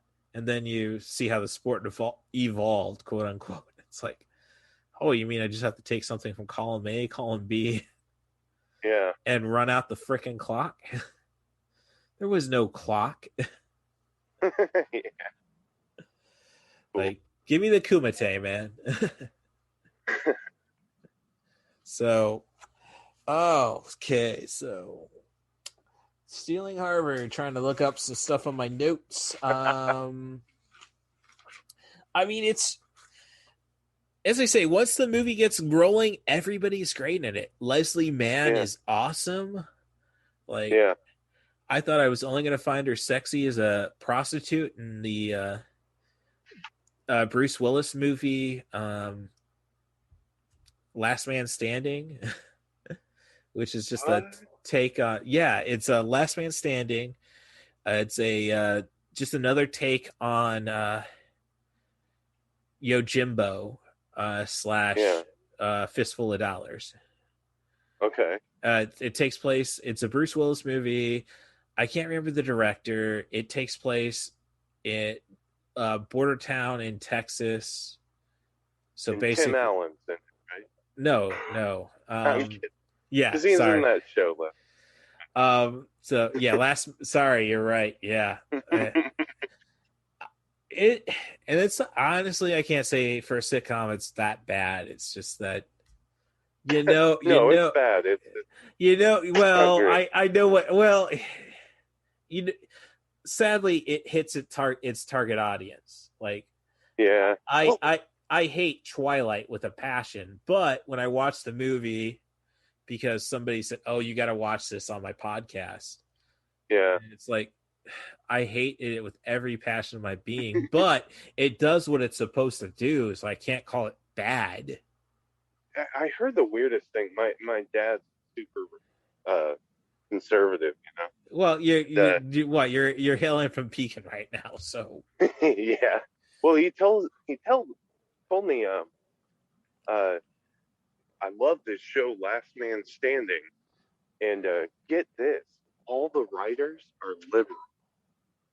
And I was like, well, then you're not watching it correctly. Yeah. You know, like, I don't know, man. Like, his favorite shows, like The Office. Mm-hmm. Like, you don't see the parallels, you know? Yeah. Like, I don't think you're watching it right. Right. Yeah, I don't. Yeah, I never got into The Office. It's kind of like, okay, if England only needed 12 episodes, why do we have 100? Hey, that's your opinion. I'm a huge Office fan, but no, I'm just saying that's why I never got into it. I mean, yeah, sure. And I couldn't really say it was that smart because I finally got to the screenplay writing class in ICC, so I got 2 associates, one in general education, one in liberal arts, and it was the second time I went back to ICC. It was primarily getting to a screenwriting course, which they offered, and then nobody signed up for, so I took a bunch of mass comm classes, which, hey, thanks to ICC, we have this podcast. But by the time I got my, as I say, my liberal arts degree, English focus on a bunch of stuff I didn't actually read. And then but by the time I got that degree, they finally got the screenwriting class, and they kind of made it an exercise. All right, so we're going to be like a writer's room. Come up with this bit for The Office. And it's like, and I felt like I was guiding it, never watching a single episode. Like, wow. Okay. Yeah. So that didn't help The Office out. Yeah. It works great in memes. I mean, yeah, you know, I don't know. I mean, I think it had to do with growing up with it. I think someone said, I watched the first episode and then I binged the entire thing. Like, dude, I watched the first episode and had to wait a week for the next episode. Right. No, that's why I love it right now. Like, one of my favorite TV shows is The Boys on Amazon. Okay. And I've heard good things, but yeah. So the first season, I think they dropped all the episodes at once, and I didn't catch up to it until probably 6 months after. Mm-hmm. And then I watched it and like, oh, awesome. And then the new season started, and then they dropped the first 3 episodes. And then you had to wait each week to catch the new one. And I think that's the way to do it, man. I've kind of been doing that. Oh, yeah. Like Mandalorian did it. All the Marvel shows are doing it. Dave did it. I don't know if you've seen Dave. Yeah, The on little FX. Dicky show. Oh yeah. Well, Oh, it was on it's still being showed on FX though. yeah, yeah. Or So, I mean, FXX. well, yeah, whichever FX.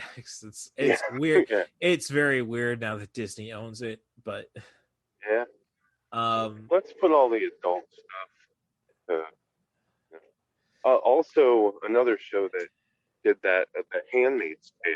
oh yeah, well that was on Hulu season. and you're right. Yeah. They Um dropped that's 2 episodes. that's one of those like, oh, I think as I wrote in my blog, aspiring communist with a bleeding heart. Yeah. This is about Handmaid's Tale.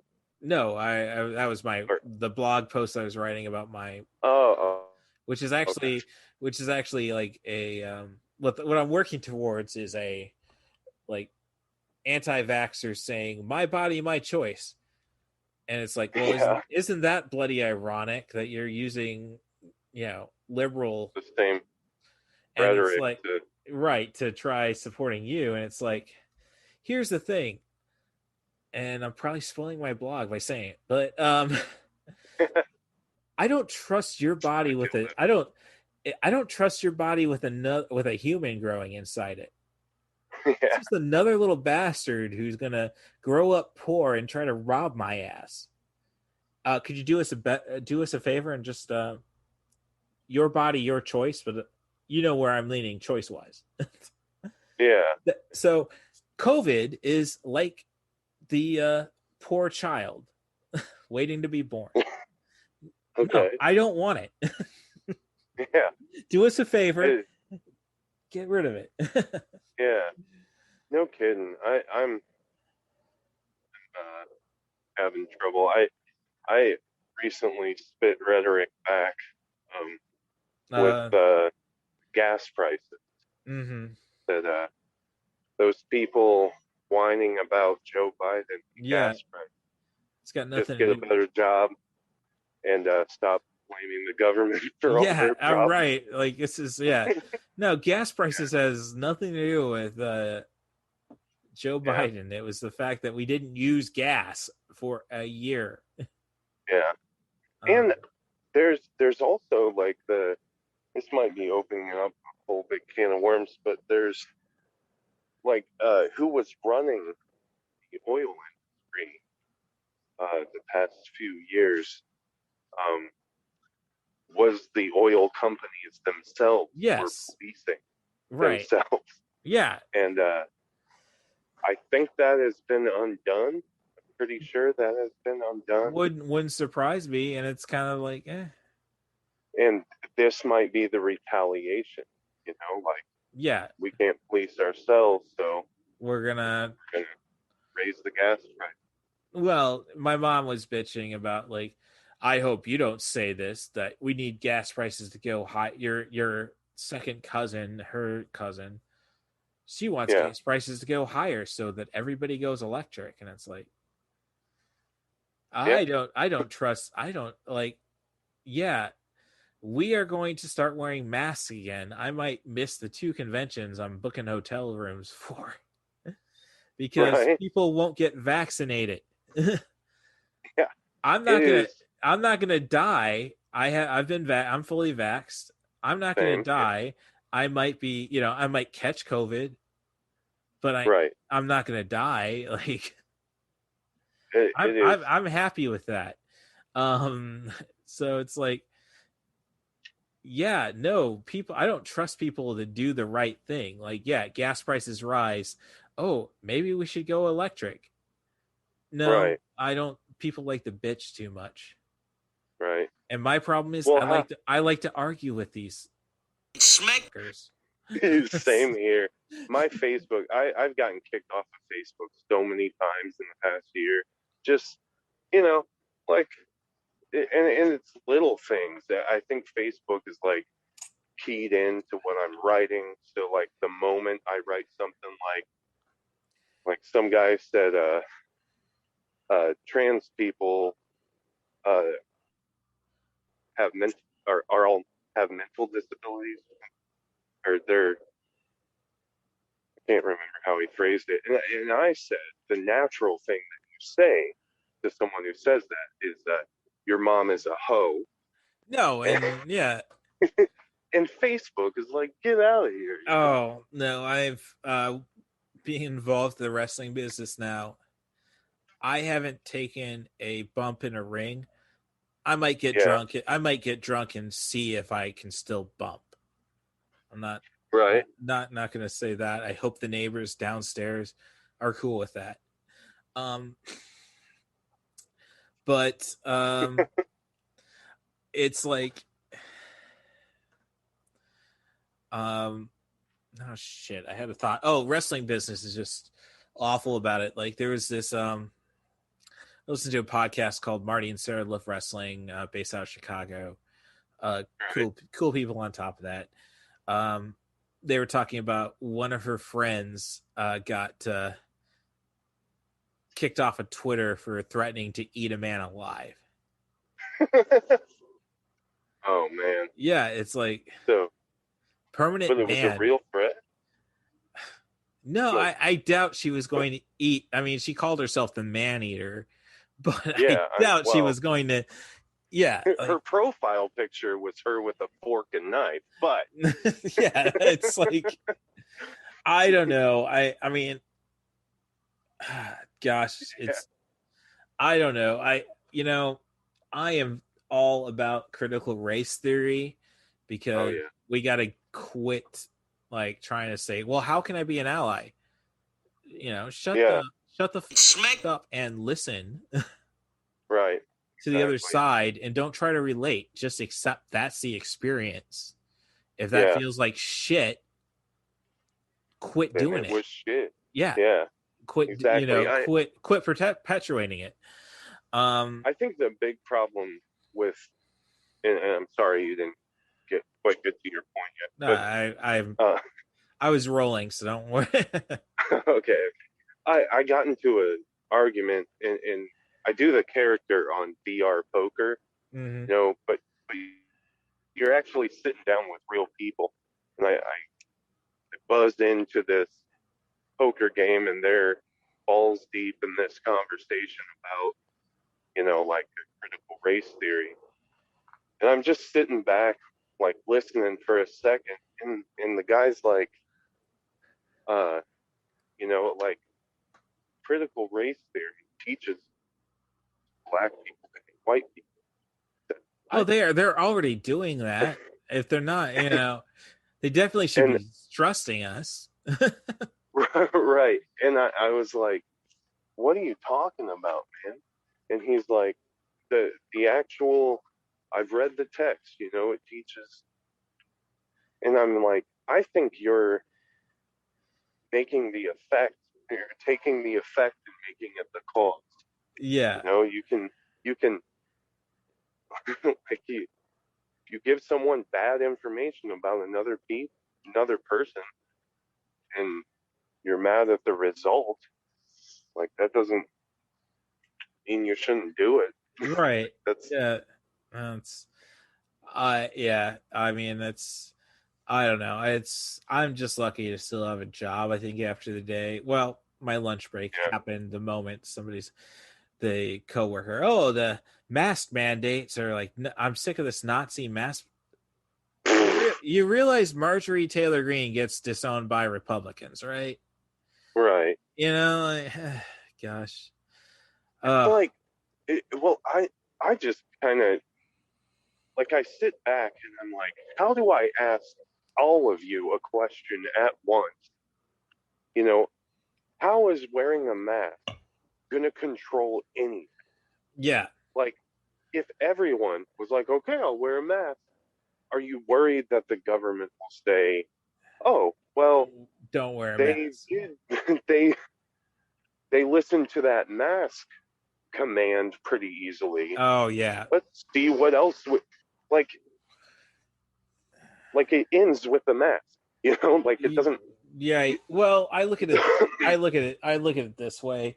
If at 18, I had to sign up for the draft. Okay. Damn. Like, well, no, every selective service. All men have to sign up for it. Oh yeah. Right. I mean, I don't know if I did. I presume 25% forget about doing it, but regardless, you're supposed, as an 18-year-old male, you're supposed to sign up for selective services, and so if there is a draft, you are going to be called upon and check your eligibility. Okay. You know, see if you have bone spurs or not. Yeah. So it's like, I actually legit tried to join the army, and I had my asthma too bad. Huh. So. Well, I mean, there was a time, like the only time I ever wanted to, okay, I loved Iron Eagle and Top Gun. So there was a time as a kid, like, oh, that sounds cool. Yeah. Oh, they don't let anybody under 5'10" pilot, and I'm 5'5.5". So, so regardless, like after the day the towers went down, it was like, all right, so I'm going to give the government 48 hours. And if we declare war, I will sign up and enlist. That's my duty. That's what my both my grandfathers did. I don't know about one grandfather. Yeah. What have you? Like, and then, so we're just going to sit and cry about this for a month?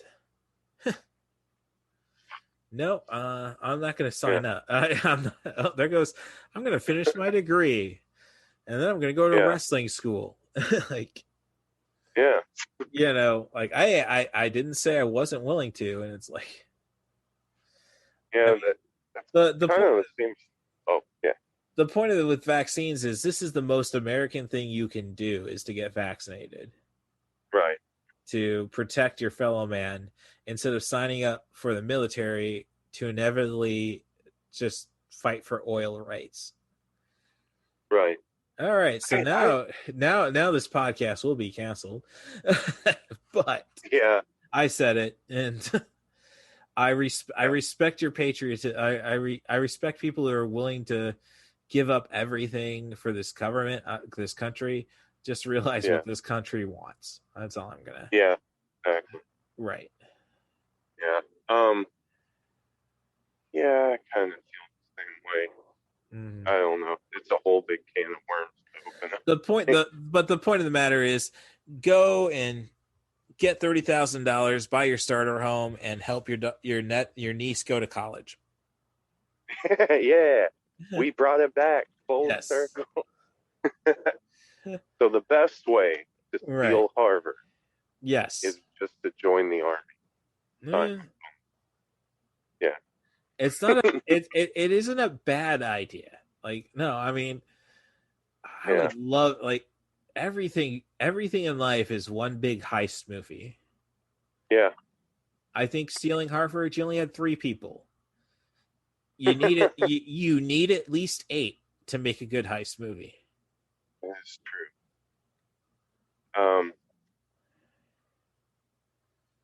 How many did Italian Job have? Let's see. No, that's a valid statement. So you lost Donald Sutherland. You place him with Charlize Theron. Yeah, I think Charlize Theron equals 2 men. So then you're just gonna go break it down. Mark Wahlberg, Yasif Beale. I'm sorry, I want to recognize Seth Green and Jason Statham. So 4, 5, 6. Okay, that's 6. Yeah. Yeah, Charlize is 2, Mark is 1, Seth is 1, Mustaf is 1, and Jason Statham is 1. Okay. Yeah. Yep. And there might be one we're forgetting. I think there's one more. Well, you got the guy who covered mechanic. For him. Well, he fixed those Coopers, And then he blew up the Pepsi Blue sign to cover up the tracks. Yeah. I can't even remember Pepsi Blue. I had a Pepsi Blue like a week ago. Huh. They have them back at gas stations. Well, that's weird. I was at a Schnucks in Savoy, Illinois, and they had Skittle packets that were nothing but lime. They had Skittle packets that were what? Nothing but lime. Oh, just like your favorite. Your favorite one. I'm not saying it was the best, but it was kind of like, at least it was lemon with it. They were trying to do something with. I will take that over green apple any bloody day of the week. Yeah. So. Yeah, that's. So, I mean, we're coming up on a we've outdone the movie conversation wise. Okay. So, I see obviously with your screensaver, I didn't make this. I mean, it's a podcast. I know there's people who like to do video podcasts and such. I got shit for YouTube subscribers, so. But I see from your avatar on Zoom the JDHD comedy talk show. Yeah. Sorry. Yeah. I know you're at JD Greving on Twitter. Yep. I know when you're not banned, you can find him on Facebook. And it's JDHD series on YouTube. All right. Very good. Very good. I'm not the only JDHD on there. Yeah, no, I mean, I see it and it's like, well, that's bloody clever. And then it's like, oh, jeez, how many Johns, Josephs, and Justins are out there? Yeah. Yeah. James, not to deprive those. I do my best to keep it PG-13. Oh man, I'm in a drunk British state, so there was about to be a C-bomb dropped. Okay. In the British sense, yeah. Yes. I think it's about any Western country except the United States where it's like, hi, it's a term of endearment. Yeah, it's like a twat. Yeah. Well, I've been actually watching some old Red Dwarf. I like, okay, because I always joke about my parents my mom's the reason for my dirty language. Yeah, because she would let us watch Monty Python on public broadcasting stations. Mm-hmm. It's like, oh, it's on PBS. It's sophisticated. Yeah. No. And I've been watching rewatching some Red Dwarf last week, and it's like, what the hell does goit mean? Oh, okay. So I shouldn't be using twat. I should be using goit because nobody knows what that means, but I obviously know what it means. So right. Yeah. So I got one up. So I know you're on the comedy scene at least. Any other things to promote besides JDHD comedy or JDHD series on YouTube? Well, nothing really that immediate. I have a new album coming out soon. But it's kind of, I've been saying that for a year. Right, I understand that. That's the business. Yeah. It's all recorded. We're just adding to it, Right. But, yeah, a new album. There's I don't know if you've seen much of the show, but we have big plans for this season. All right. I think at the end of this season, we're doing a big episode, and it's really going to be, it's going to be fun. I don't want to give too much away. No. But yeah, I'm excited to do it. It's a big idea, and I'm worried that I'm not going to get it done. Right. But I love it, and I'm going to go for it. So. Hey, that in this age, that is all that's important. I mean, well, no, it's true. Like, this is the time where, like, hey, if 200 people appreciate it, I mean, just multiply it. Like, those assholes should have shared it with all their friends on social media, and it's not like every bloody goit doesn't have 1,000 friends on social media. Like, right. So, well, I mean, a lot of me is like, I'll put it out there, and eventually it'll get eyes on it, you know? And if I make quality content, whether or not people are watching, you know, the result can only be that people are impressed that I did it while no one was watching. Yeah. No, I mean, you know, as long as you don't go the Van Gaal or Hunter S. Thompson or Kurt Cobain or, you know. Yeah. As long as it doesn't end with a bullet. Yeah. Amen to you. I don't think it will. All right. At least not through my decision. Okay. Yeah. No. I think that's, hey, Marvin Gaye is just look at him, man. Yeah, it would be, even if I wanted to, it would go against some of my lyrics. Oh. You know, won't stop. You know, I'm not going to stop on my own. Yeah. I can't and I won't. Yeah. So.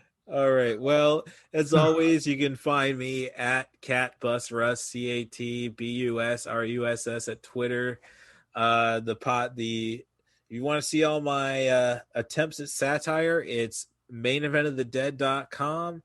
If you want to be a guest on the podcast, come up with a theme, director, actor, or as simple as a movie like tonight was. And I'd love to chat with you. Just send me an email to russthebus07@gmail.com. That's russthebus, RUSSTHEBUS07@gmail.com. And I'm glad to see what you have to offer and love to talk to you. So awesome. Thank you again, JD, for coming on the show. Thanks for thanks for doing me a favor, and great talking to you. Hope to do it again sometime.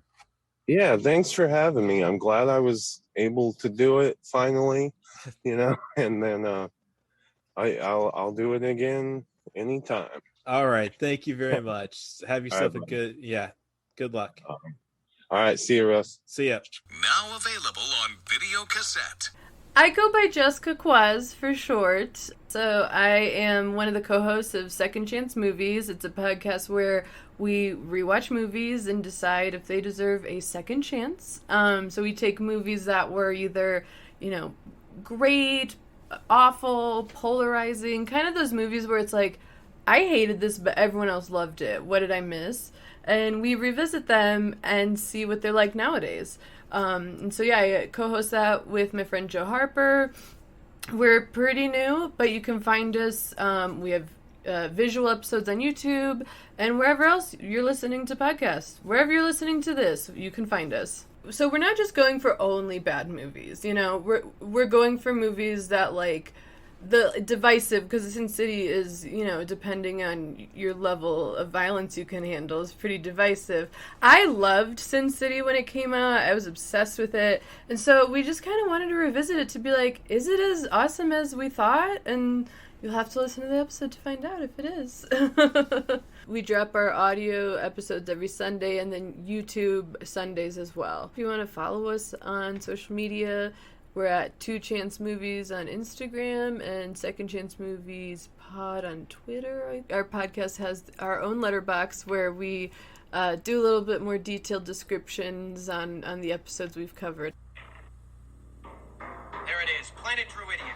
And underneath the air shield, 10,000 years of fresh air. We must get through that air shield. We will, sir. Once we kidnap the princess, we can force her father, King Roland, to give us the combination to the air shield, thereby destroying planet Druidia and saving planet Spaceball. Everybody got that? Hey, I respect Mel Brooks. I appreciate a lot of his movies. I just like a good old-fashioned Mel Brooks parody. What's interesting and kind of on your point with Spaceballs is the concept being like this fantasy sci-fi world, we can go as big as we want with the parodies, which I think is what makes it so unique in terms of like typical parody movies, is that we have so much room to play, and they do. They go crazy with it. I think it was unique in its inception. I think also now we see, I mean, not lately, thank God, but, you know, like 10 years ago, we were seeing all sorts of parody movies, like, you know, Meet the Spartans or Disaster Movie, or all these weird sort of parody movies that I think were like, and I don't know, I didn't make the movies, but I feel like we're trying to recreate the magic of making this big, over the top, like, see, this is funny, we're saying weird things and we're doing weird things, and it, you know, it just didn't work. See, that is what's interesting, is, you know, Mel Brooks is up there with, like, this, you know, one of the greatest, and yeah, his filmography is not as vast as you would think it is, which I find interesting. I will say, and this is my opinion, is that I do think he is, like, the godfather of parodies.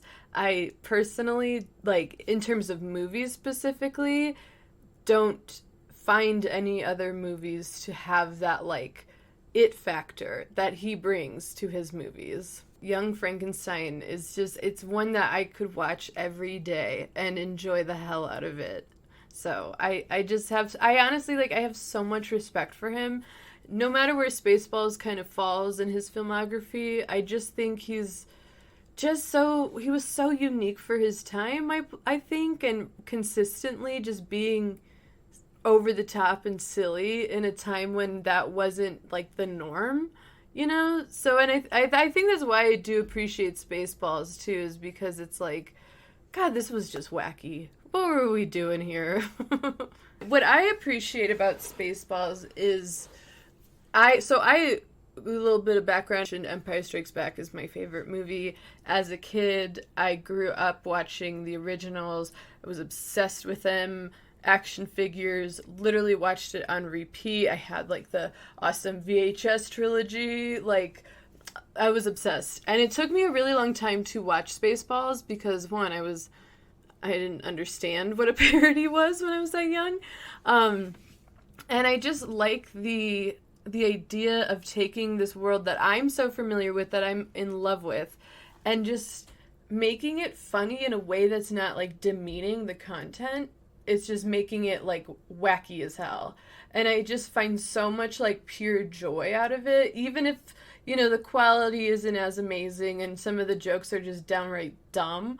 It's just, I still find so much joy out of it. Did Mel Brooks actually watch Star Wars? I feel like he probably watched it once and then had some writer pals be like, oh yeah, no, I know this movie.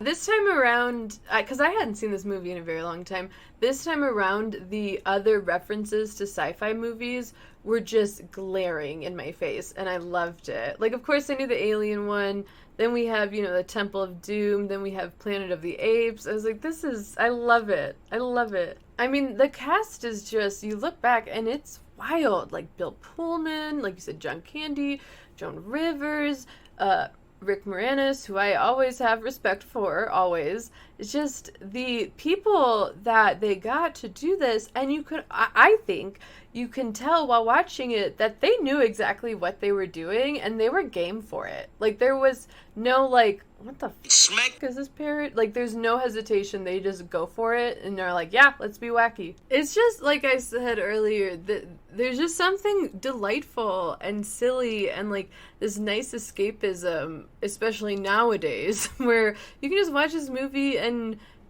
giggle at stupidity and kind of wholesome stupidity. Like, so for me, I agree. I don't think they did anything that's so wrong that the movie's, you know, not good.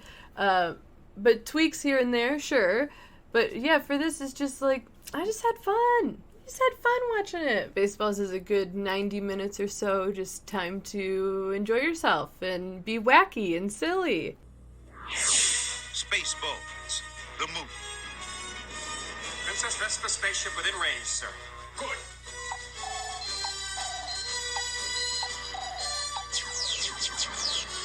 What's going on? It's either the 4th of July or someone's trying to kill us. Now we will show her who is in charge of this galaxy. If you do not give me the combination to the air shield, Dr. Slotkin will give your daughter back her old nose. Only one man and his trusted companion can save planet Druidia from disaster. Okay, Eagle 5, coming in. Lone Star. First, they must learn the secrets of yogurt. Yogurt? I am the keeper of a greater magic. The Force? No, the Schwartz. Avoid capture on a distant planet. Tell them to comb the desert, you hear me? Comb the desert! Found anything yet? We ain't found... Battle the entire Spaceball army. My hair! He shot my hair! Holy! And escape the clutches of Dark Helmet. I see your Schwartz is as big as mine. Abandon ship, proceed to escape pods! What the hell's the matter with this seatbelt? When does this happen in the movie?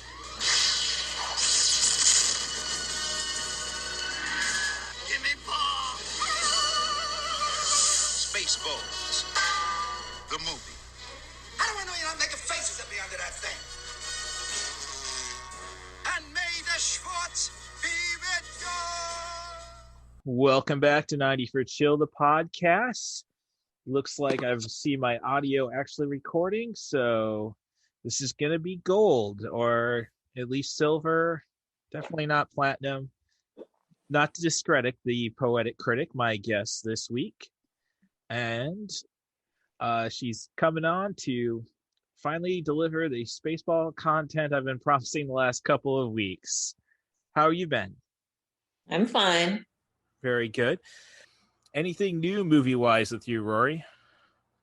I'm not sure there's anything you'd be interested in. Most of this past week, I was working with stuff they're offering on Criterion Channel this month, like the art house animation programming. Mm-hmm.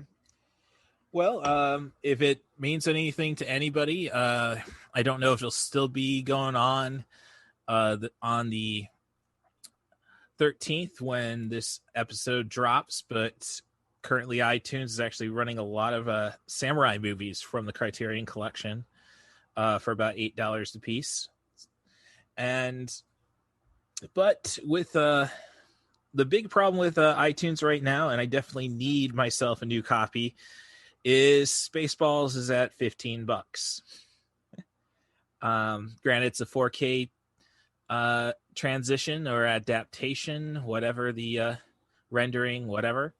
But unless you're going to go and download down and sign up for Showtime, I'm stuck with my DVD, which doesn't really look too good with HDR or full HDR dynamic range in a 4K situation. Never mind, like the Wraith DVD I have doesn't have subtitles in English, so it's a little warm at my apartment right now because the AC is off, and just quickly rewatched it again. So when was the last time you got around to watching Spaceballs? I didn't finally get to watching the film in full until about 2 years ago, because I think like a lot of people, we came to this movie on cable back in the 90s. Mm-hmm. And, when you watch movies on cable, you don't always watch them from stem to stern, as it were. Right. Oh, no. Heck, there's plenty of movies, even in the, I guess when you have kids, not to say that I have kids, hopefully. But I ended up seeing a lot of movies, bits and pieces when I was hanging out with my friend Stephanie, and when her little daughter was, before a definite toddler, watching Coraline. I've probably seen the entire movie, just never from beginning to end. Right. And again, why there's no discount on Coraline right now? Like, it's a Keith David movie. Every Keith David movie is on discount somewhere. But so I don't know. What is your take on Spaceballs? I guess is really the guts of the matter. I like Spaceballs a lot. I don't think it's quite up to the level of the prime work Mel Brooks did back in the 1970s with his parody films. But on the other side of the coin, everything I've read suggested people came down pretty hard on it back in 1987, and its reputation seems to have gone up a bit since then. Mm-hmm. Oh, I agree. I told the story to Jessica when we were recording that I believe it's our cousin who lives out in California now who introduced the idea of the film to me. Now, this was like 1987, 88, like after a fireworks display. We're just driving back to Mossville or wherever the other family's car was.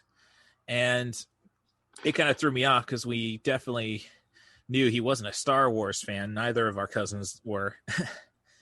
And but I swear he was telling me about this movie. As I say, I'm trying to recall a conversation from 34 years ago now. And I actually tried to hit him up when I was trying to save this concept for a podcast. And he actually kind of said, no, it couldn't have been him. But on the bright side, he has gotten around to Star Wars, and he credits me with getting him introduced to professional wrestling. So I think the world seems balanced. Now, I guess another question then would be, do you have to be a Star Wars fan to really appreciate Spaceballs? That is a good question, because I think one of the reasons the movie works as well as it does is that it does hang together pretty well as a straight comedy sci-fi story. A lot of it is funnier if you know the specific references they're going for, but it's not the exact kind of recreation we've kind of been used to seeing in affectionate parodies of franchises like Star Wars or Disney in the years since. Well, since you brought up Disney, that was one thing I discovered on iTunes today, is that the Black Cauldron is in 4K now. I think that's worth celebrating, but I'll digress on that one. I know you're not too big on the mid-'80s Disney films. I mean, not the Black Cauldron, no, but no. Well, I haven't never pictured you as much of a Great Mouse Detective fan either. That movie was fine, but I have never felt a need to revisit it since 1987 or so. Mm. Well, I'm sure we saw it in 93. I think it was around just long enough to get. Well, we saw it 3 times in theaters. Yeah, I know in 86. And one more time in 93. In Movies in the Park. Okay. Oh, I thought it may have survived the reissue period. They did do a reissue in 92. Okay. No, but that seems a little early. I thought it was a 7-year rotation on those, but they started speeding it up by that point. Mm-hmm. All right. Well, as you said, with Spaceballs, it doesn't show as much affection to the source material, and I didn't know if that kind of, just on this recent rewatch, being so contemporary with clothing and characters, do you think that's part of the joke, or it was just not just kind of like, well, let's just get this in the can? Now, it is. I think I get what you're trying to say here, is that it isn't that it's not an exact parody. It is very 80s tied, especially to what our understanding of Star Wars was at that point. But I don't think it hurts the film all that much. If anything, I do think what makes the movie work as well, really well, is that it does work as a story. It has some very likable characters, both the good guys and the bad guys.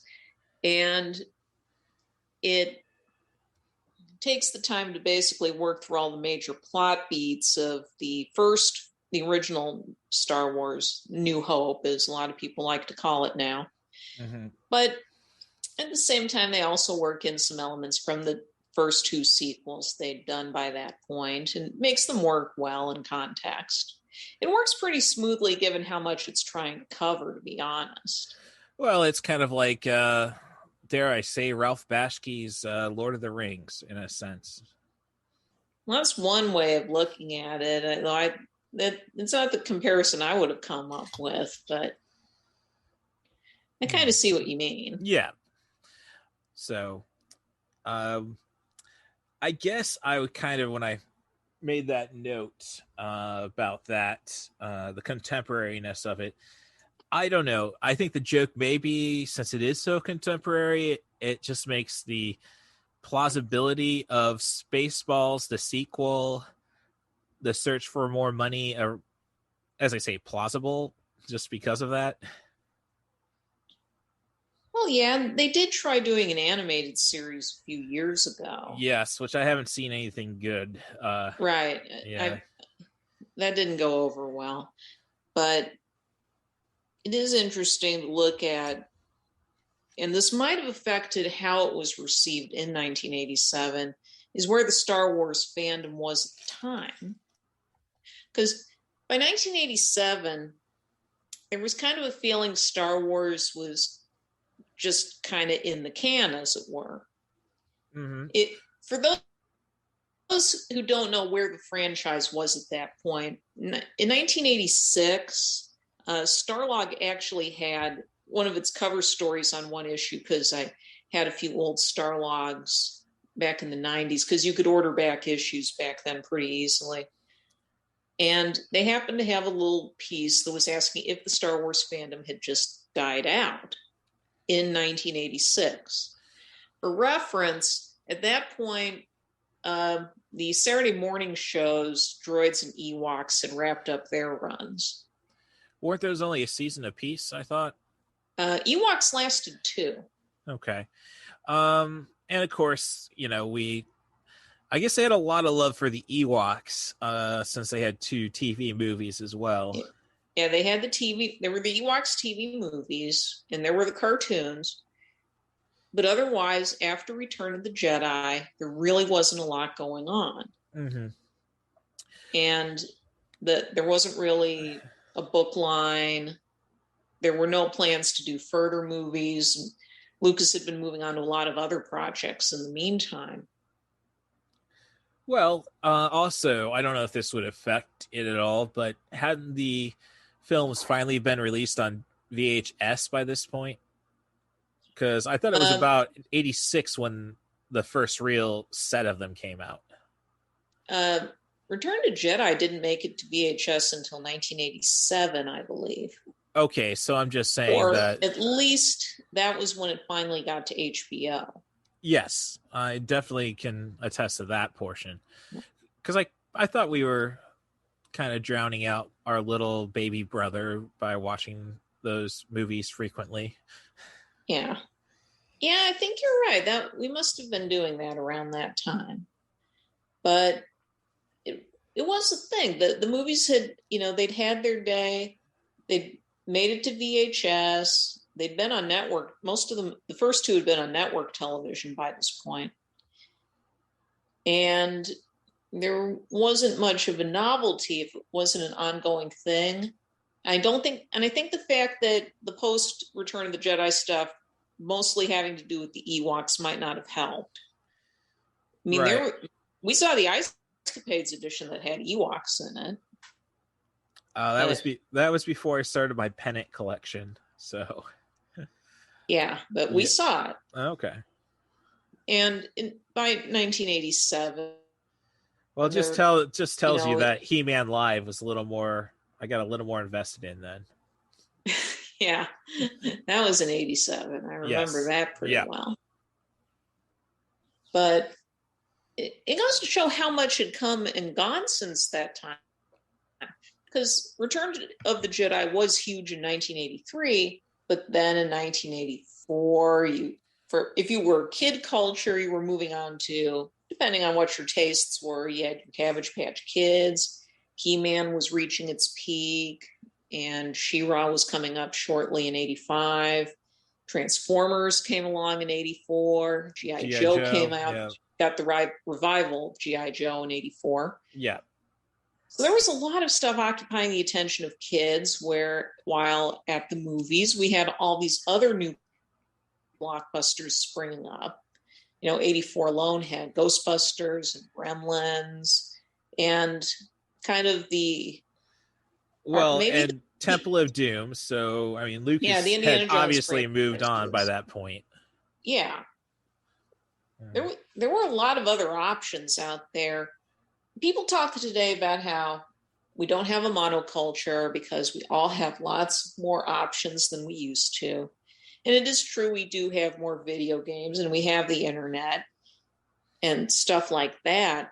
But if you want it, not everybody watched all the same stuff all the time in the mid-'80s.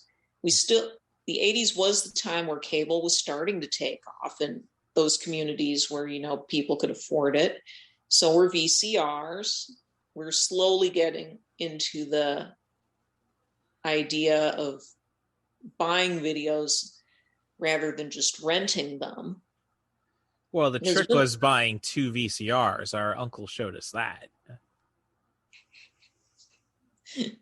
Well, however you want to do it. But at the time, there were a lot of other options kids had in the mid-'80s. And for adults, Star Wars was fun, but it wasn't the nigh religion it's become. So basically, George Lucas had the right idea saying, oh, this is a kid movie, when justifying the shortcomings of Phantom Menace. I don't know if I don't like the idea of saying something is for kids to exercise poor quality in terms of scripting or directing or anything like that. But it is true, we just didn't take things so darn seriously back then. I was reading a Medium piece about how in the new 10s, we saw nerd culture kind of take over the world, and that we've been sore winners about it. And, you wouldn't have had arguments like the Marvel fans versus Martin Scorsese back in the 80s. Nobody was trying, this writer said, nobody was trying to argue that A View to a Kill or Rambo was as good as Out of Africa or Amadeus. Okay, no. Every child whose parents just left them alone with the VCR or the cable box would definitely argue Rambo over Amadeus. I wasn't talking about kids arguing this. I was talking about adults. Well, with our internet now, how many of these little brats, have become trolls? How many of these brats are trolls? That's all I'm suggesting. I think I see where you're coming from. Kids are learning how to type at far earlier ages. Right. Now, going back to 1987 and why Spaceballs wasn't received very well then, comedy was very competitive in the 1980s. For all the mythology. 87, all I could really think of is Weekend at Bernie's, Mannequin. I didn't think 87 was that great a year, in other words. Dragnet. Maybe not an individual year. 1987, when I've been kind of looking back on years to the 80s, and 87 is one of the less impressive years on the whole. The biggest film that year was Three Men and a Baby. Right, and this is one of the years that we didn't have a $100 million film, correct? I'm not sure that was the case, but at the same time, it was not the most exciting year going. The other big hits were films like Beverly Hills Cop, Part 2. Yeah. That sort of thing. You did have your RoboCop here and your Princess Bride there, but... Living Daylight's my introduction to James Bond, because that's true. Dad wasn't going to take Mom to that movie. Well, but going back to the comedy thing, '87 is not an outstanding year for comedy, but there was still a lot of it. And the '80s were a very serious comedy decade. In a way, as much mythologizing as we do for new Hollywood of the 1970s, it's arguably not a great decade for comedies compared to other genres. Oh no, you had Mel Brooks and you had Woody Allen. That was really the two big names. I mean, there were other filmmakers who worked in comedy, but not all the time. Well, like Hal Ashby comes to mind. Right. There, yeah, that name. Harold and Maude being there were among his comedies. I haven't seen Shampoo yet, but I've heard good things. Right. What was Billy Wilder still working in the 70s? Occasionally, but it's generally not seen as his best decade. Oh no. Was he the one married to Julie Andrews, or It was Blake Edwards. Okay, well there you go. That's who I was going to. Blake Edwards, this was kind of his comeback decade because he started off on completely the wrong foot with Darling Lily. Right. No, it hit home for him with Victor Victoria, correct? Victor Victoria was kind of the climax of his comeback in the early 80s. Because in 1975, they revived the Pink Panther movies. Yes, that's why I was trying to get to him. Right. And that goes from kind of strength to strength until he gets to Victor Victoria. And then the bottom falls out when he tries to keep the Pink Panther franchise going without Peter Sellers. Mm-hmm. So he just couldn't talk Steve Martin into doing it at that point. Hey, I saw most of the Pink Panther remake on a bus heading back from Chicago. I can't say it was too bad, honestly. Jean Reno as the sidekick, I mean, it's worthwhile. But anyway, 70s comedy does have some standout material, but it wasn't, although people were going to comedies and stuff. I mean, Neil Simon, it was a big decade for Neil Simon movies. Yeah, but he was a writer rather than a director. Oh yeah, I mean, honestly, when it comes to Neil Simon, besides for the Odd Couple, I mean, I'd rather see his stuff on stage. But yeah, but there were a lot of successful comedies in the 70s, but a lot of them aren't as well remembered or acclaimed as the dramas or the horror films or the art films. Right. It was a competitive decade, and the 80s kind of saw big comebacks. At the end of the 70s, things loosened up a bit with stuff like Animal House. Yeah, John Landis John Landis. Robert Zemeckis starts doing directorial efforts with I Want to Hold Your Hand in 78. And then Used Cars in 80, which is, just one of those that I really wanted to give the 5 stars to on Letterboxd, but I gotta fix my numbers, I guess. So, but between that and the whole Saturday Night Live boom, there's suddenly this big push for comedy in the 80s. If you look at the top 10 for any given year, you see all sorts of comedies, and not just the ones we still watch today or the ones we automatically think of when we think of 80s comedies. Like in 86, you had Crocodile Dundee came in just a few million behind Top Gun to be the biggest film of 1986. It spent 2 months at the top of the American box office chart. Yeah, we really slept on Paul Hogan.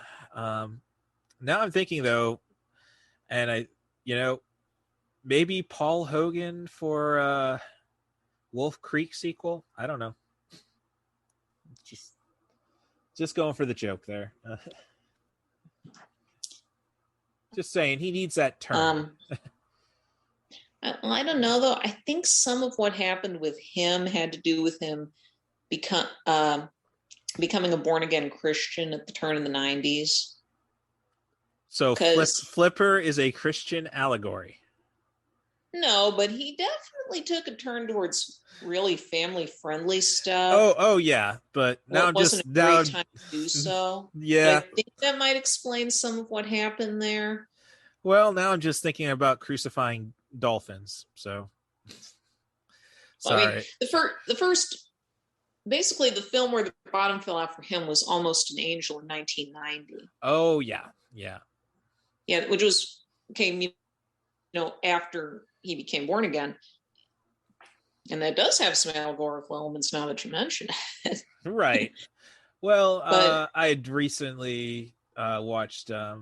I just have a few more that I own or that had ended up in my DVD queue. Woody Allen movies. Watched Vicky Cristina Barcelona a couple nights ago. Loved it, but I mean, I don't know. I guess it's everything's a thin allegory for everything. Like every Woody Allen movie is basically just a clever take on his relationship troubles, which is kind of a disturbing idea. But in the 80s, you had a lot more competition for comedy. We were getting all sorts of people out on Saturday Night Live alone. But we were also seeing people like Danny DeVito jump to the big screen. Right, which was a long time coming. I mean, I remember him in One Flew Over the Cuckoo's Nest, which... he got started in the mid-70s. And it took a little while. Yeah, now that I think about it, though, isn't it kind of like we traded our Saturday Night Live TV show for the movies, essentially? Because aside from Eddie Murphy, there's really nothing much eventful until 87, 88 or so on Saturday Night Live. Right, because the show went under kind of a transition in the mid-80s. NBC, there was just this idea back then that shows just didn't run that long. And Saturday Night Live, by the time Murphy left for good, was, it was going on 10 years already. And it was something NBC wasn't sure they wanted to keep around. They brought Lorne Michaels back for season 11, which is the season where they tried bringing in people who are already getting famous, like Robert Downey Jr. and Joan Cusack and Randy Quaid. Funny, I don't recall Joan Cusack on Saturday Night Live. I know Quaid and I know Robert Downey Jr. They were all in that season.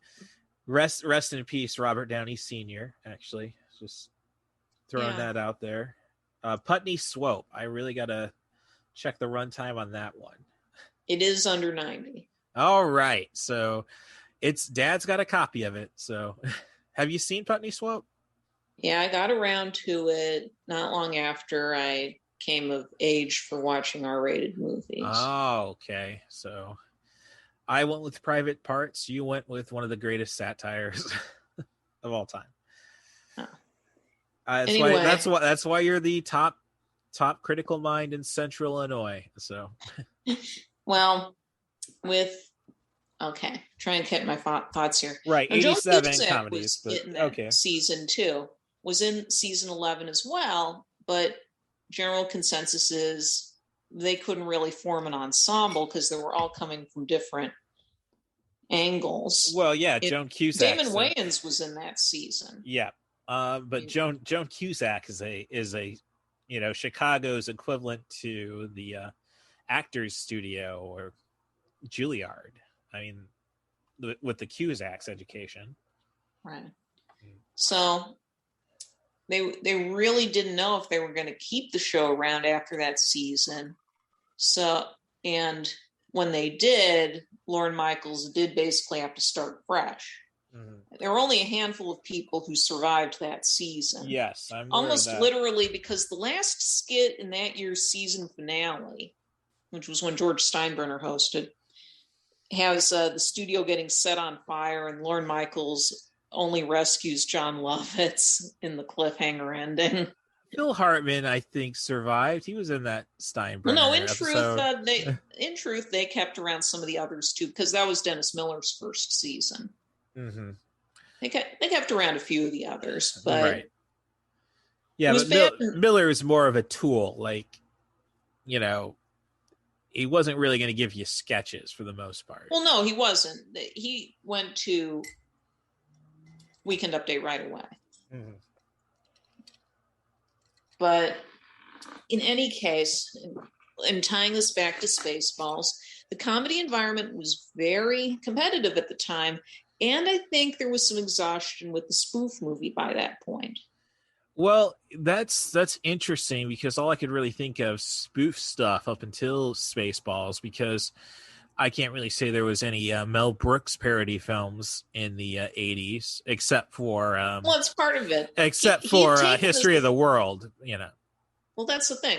He had taken this extended break from directing movies after History of the World. He's only has 11 directed films, which is it's a remarkable body of work in that it is relatively small compared to a lot of directors who worked over similar time spans. Yeah, just curious because Jessica, Kwazz, and I were talking about the fact that, I mean, I love the producers, and we came to the equation. We need Lin-Manuel Miranda to come up with a Spaceballs the musical.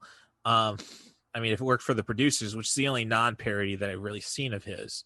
Are you too familiar with? I got to get around to seeing To Be or Not to Be or Silent Movie, but what's your exposure to his non-parody? Beyond the producers, I had tried to track down To Be or Not to Be, but that does not appear to be streaming. Actually, right now, it's pretty hard to find Mel Brooks' stuff right now on streaming services. No, the only way I really saw To Be or Not to Be available is in the 8-movie Blu-ray set somewhere. Yeah, because I think that's the one Shout Factory did. More than likely. Because they've been working pretty extensively with Brooks lately. He helped them curate an Anne Bancroft box set. Well, I'm just glad he's actually doing work. I mean, if you got the time to drive 95 miles per hour on the PCH every night, you got to put a little work in. But I imagine he might have slowed down now that Carl Reiner has passed. I know that. Yeah. But no, he's contributed to a lot of the recent Shout Factory sets in one way or another. And I think in any case, he had taken this 6-year break off because, for reference, he didn't direct To Be or Not to Be. And he was doing a lot of producing at the time and with Brooks Films, and was doing quite well. Although I think another thing was running into the problem Spaceballs had was the production of Solar Babies had gotten out of hand. Okay. Under the Brooks Film shingle. Oh, you see, I just presumed it was an MGMUA thing, but well, they distributed it, yes. Right. So I'm just saying, that's standard operating procedure. But yeah, Brooks Films produced that one, and that was a Thanksgiving '86 release. And the production on that, he was quasi-supervising, got way out of hand. And the film wound up doing very poorly. And this is all while he's working, getting Spaceballs ready to go. Mm. So I guess there were some financial issues at the time they were dealing with. There is a How Did They Get Made episode on Solar Babies. And the week afterward, they had an extended interview with Brooks where he talked about what exactly happened. You see, I haven't seen, with How Did This Get Made, I don't usually listen to the episode unless I've seen the movie. Right. So, I mean, but that's gold right there. They're mini episodes they have between their full-blown live shows.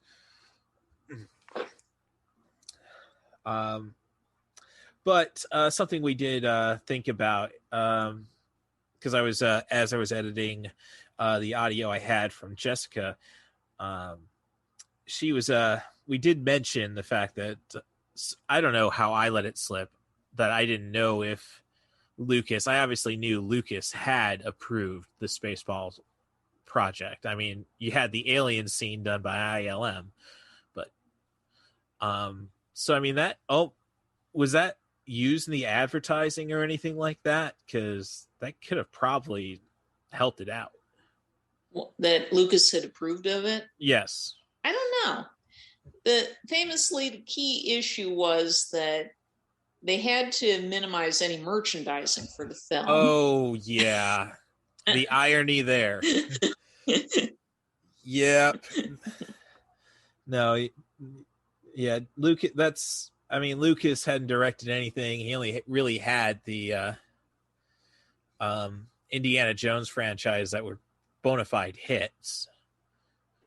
Yeah, it is interesting to look at how these major directors and creatives were faring in the 80s when they were producing other people's projects. What happened, I know Lucas did a lot of. I knew Lucas did a lot of stuff where he didn't take credit. Like I think it was pretty much Lawrence Kasdan he created, by producing Under the Table, or Under the Table. I think was it Body Heat? Was that? It wasn't exactly Under the Table with Body Heat. Well, yeah, but he didn't really want his name attached to it because of his wholesomeness. No. That's at least what the Screen Drafts episode about doing a Lucas draft, which ended up sucking, and I don't want to hear from those drafters ever again. I have to. Can you pause for a minute? Sure, I have to go get something. Yeah, take your time. Thank you.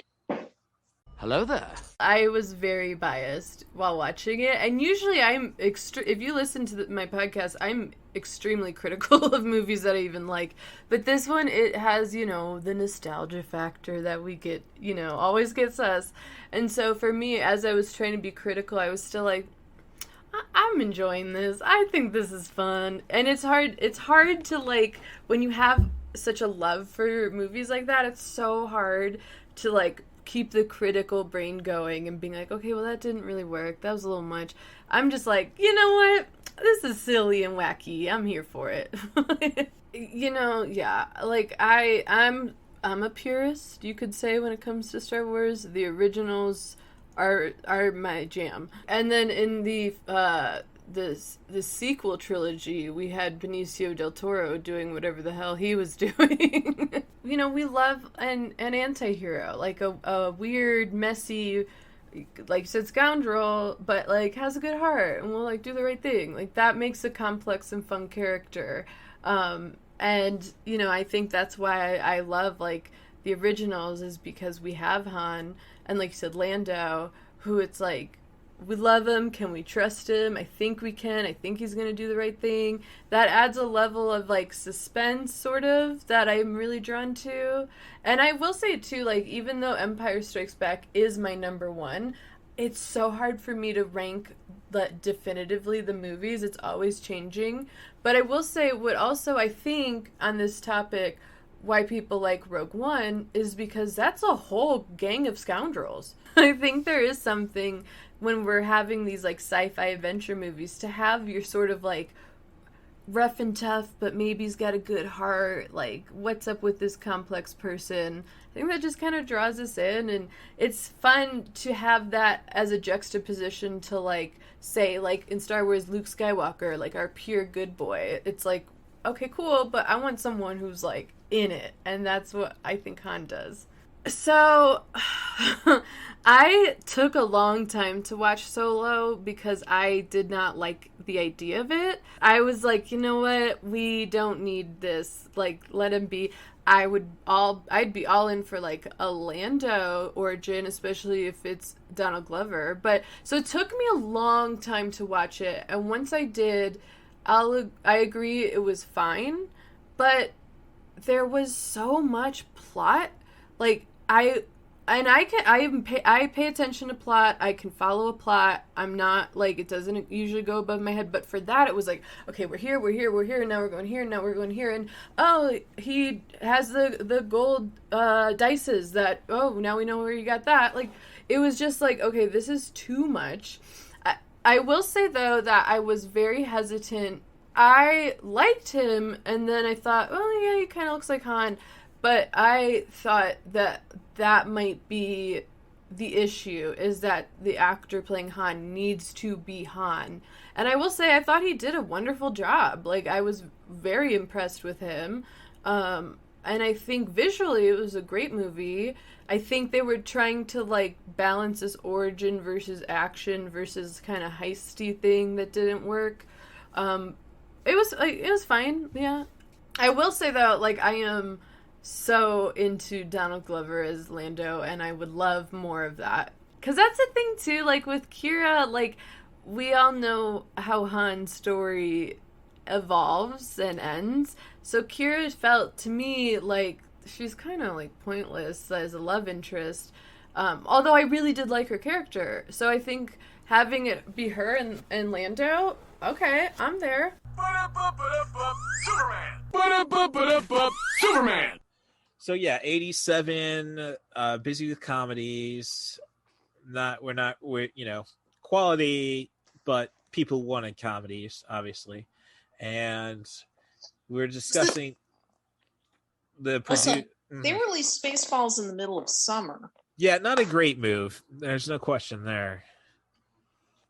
But like you see, that's how I think Brian, our cousin in California, and I talked about it, because I was talking about Dragnet from that episode of Siskel and Ebert. He was talking about Spaceballs. So So yeah, I guess none of us saw it. So, But when it comes to Spaceballs and the Star Wars, how important Star Wars is, I think back to my time in the Peoria wrestling scene where, oh yeah, we had one Halloween where we all wanted to do Spaceball characters. I just didn't want to do makeup at the time. So obviously I was getting the yogurt nomination. Stature thing, I guess. But I guess, that really speaks about Spaceballs, though, that, we had so many people wanting to do that, but you tell them, oh, and what did you think about the prequel trilogy? And you get a dude, I didn't even watch the originals, man. So, yeah, fun trips from Peoria to Iowa monthly with that guy. So, but was Spaceballs a big VHS thing, I guess, is where we're going with this. I think that and cable was how most people found it down the line. Mm-hmm. So I think another issue that we haven't touched on is that even by 1987, with the fad having cooled off a bit, we'd already had a lot of Star Wars parodies on short form.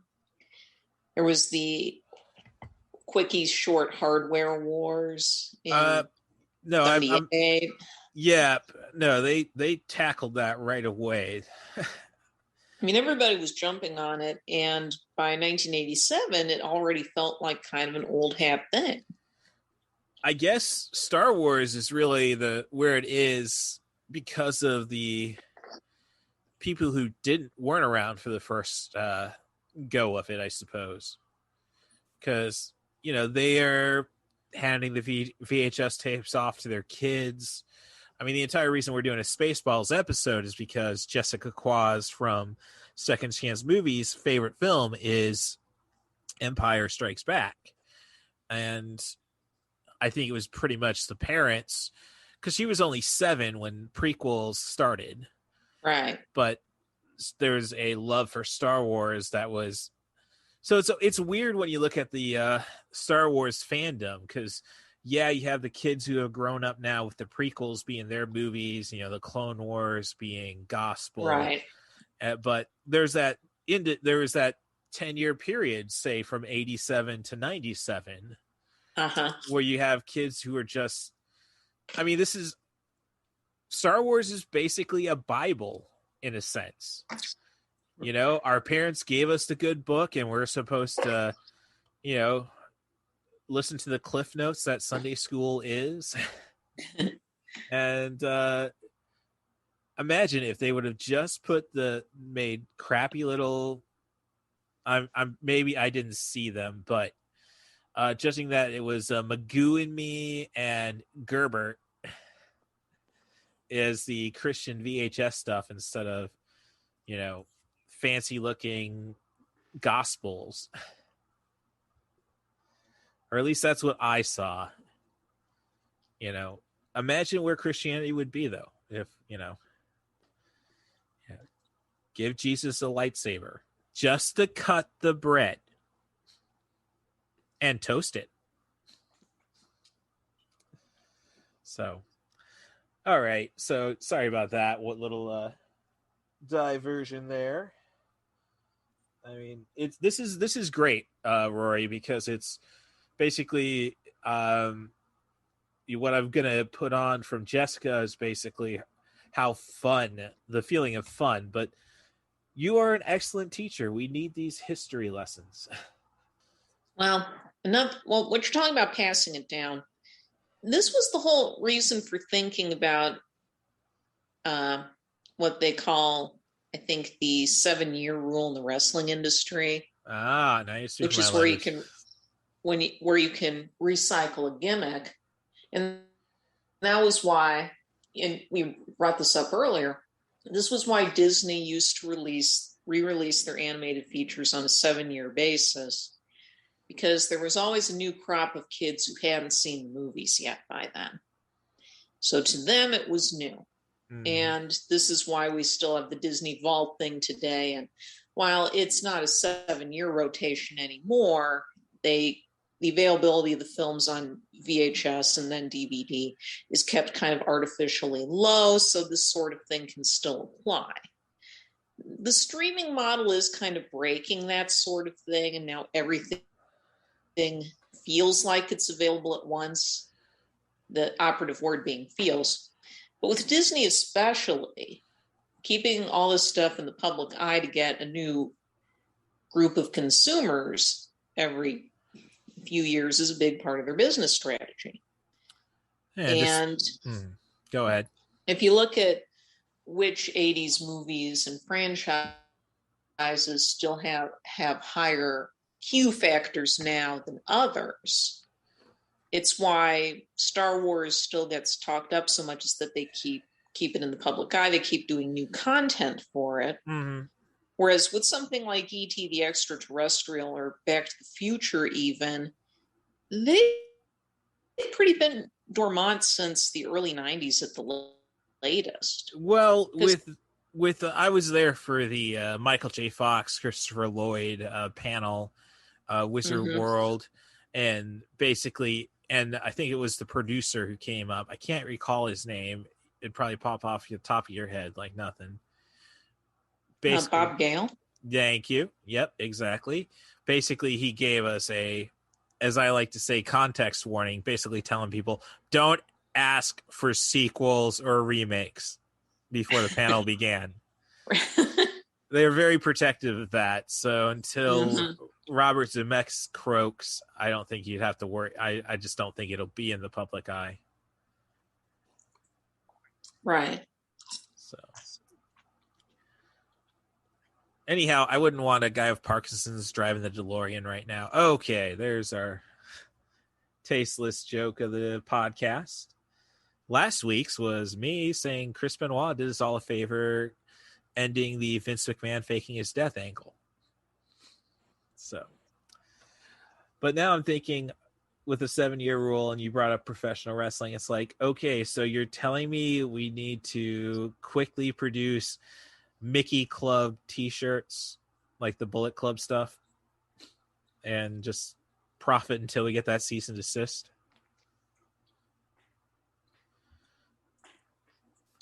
I wouldn't try it. Oh, okay. Well, they're a little quicker than the guys in Stamford, I guess. WWE's headquarters. Right. So that was an idea of a podcast I threw out on Twitter, though. Listening to Second Chance movies and hearing a lot of, people's issues with storytelling. And it's like, well, as a professional wrestler, it makes total sense what they're doing. Like, maybe that should be a podcast, basically. All right, something that people question about storytelling method, and then a professional wrestler breaks it down and says why it's good. The Well Actually podcast. That will make you very popular. Everybody loves the Well Actually guy online. Oh, you see, well, You see, you and I are totally different. I was I taught you how to make websites, but I could care less about the internet for the most part. I mean, I can get myself lost in the YouTube wormhole, but well, sure, who doesn't? Yeah, but I really don't know what's going on half the time. So we had the 7-year thing, and I don't know. Is that kind of why we didn't really get anything between? I mean, yes, we had Life Stinks, which I think people immediately forgot between Spaceballs and Robin Hood Men in Tights, which I don't know. I would kind of say Robin Hood Men in Tights is the superior movie. I don't know if I'd say that. It's another one people seem to have come around to over the years. Well, I thought that was gold from the beginning. I mean, this isn't in Robin Hood's defense, it isn't science fiction where somebody created their own universe. This is supposedly historical fiction where we knew exactly what was supposed to be done. So when we go and throw in something like the 12th century Fox delivery system, we're all down with it. And imagine Spaceballs with Dave Chappelle. That's all I'm saying. But, we had John Candy, though, so I wouldn't trade that for a moment. Which was something I came to and asked when I was interviewing Jessica over this movie, was Chewbacca needed a tail. I mean, I'm just saying somebody had the, Chewbacca was never really that annoying a character. And not to say that Barf is, but the moment he whips his tail into Lone Star's face, it's kind of like, yeah, they're onto something. It's funny to look at something like Spaceballs after all the Star Wars knockoffs, including something like Captain EO, which Lucas did help back. All right, thank you for bringing Michael Jackson in here, so we're qualifying all questionable creators on this podcast. But you look at how everybody was trying to come up with new critters after Star Wars, not just robots, but there's a whole bunch of them in Captain EO alone, and that movie's only 17 minutes long, and for a theme park. I still loved it. I mean, is it available anywhere at a theme park? No, none of the theme parks have it anymore. Oh, did Family Guy finally shut that one down? No. Okay. It just, I don't think, after the initial novelty wore off of the revival, it didn't draw very big crowds. Well, I guess that's my problem with Disney World and Disneyland is that we keep changing the parks. Like Chris Hardwick was on the ID10T podcast, was talking with the guy who played Abraham on Walking Dead. So I know somebody you don't know. I kind of zoned out halfway through his run on that show. How it was just so much better when Disneyland and Disney World had rides that were just rides. Like Tomorrowland wasn't all about the franchises. Like, don't get me wrong, I like the Buzz Lightyear ride, but this is a huge sticking point for the really big theme park fanatics, is that we don't get as many original concepts anymore, and that it has become too franchise-centric, especially in the parks that originally didn't rely heavily on pre-established characters. Right, precisely. I mean, that was the beauty of going to Tomorrowland. Like, if I wanted the new stuff, I'd go to MGM or Disney Studios, whatever bollocks you want to call it, or Epcot even. Right, but it's same time, you can't treat the places like they're museums either, because kids' tastes change. And okay, doesn't Lucasfilm own Indiana Jones? Hence, Disney owns Indiana Jones. Hence, it belongs in a museum. Sorry, I'll digress. No, I totally get that. You're not going to... You need to mix things up. Something has to be new every year. There's no question about that. Yeah, but I know there are complaints about this creep going on with Epcot right now. Oh, don't say that, because, I mean, we're planning to be there in December. Well, maybe. Yeah. But there's... I mean, they're adding the Ratatouille ride to the France Pavilion. Well, judging that Ratatouille is Pixar's finest. Amen. I don't think it's their best film, but it's a good film. I will stand by screen drafts on that one. They rarely get it right, but like Life Force is the greatest canon movie. Are you gonna? No, I don't know. Oh, don't give me a break in one. But yeah, it's bringing in Ratatouille as a ride is one thing, but replacing the Norway boat ride with the Frozen attraction is that was a step from the pale. Okay, yes, that was bad, but I think when they immediately did it, we didn't realize how big Frozen was. I mean, Frozen made a hell of a lot of money, but I don't think until Frozen 2 did everybody finally surrender to it. I don't know. It happened pretty quickly, as I remember it. So when was Frozen released? I mean, it had to be released before the last time we went to Disney World. It was released in 2013. Yeah, so... Disney started working it into the parks as much as they could have, because there was that demand. Yeah, so, I don't think when they wanted to get to a permanent attraction, they decided to use Epcot when they could have been using the studios, if not for the fact they were already starting to work on the Star Wars and Toy Story Land. Yeah, no, well, Toy Story Land I don't really need too much of myself, but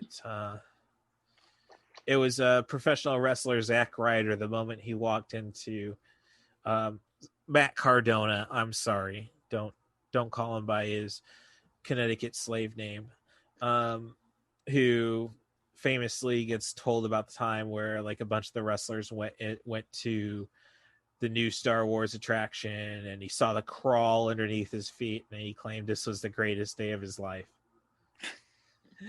So, and this is coming from a guy, and I'm telling this story as a guy who made sure I saw every possible video in the Star Tours.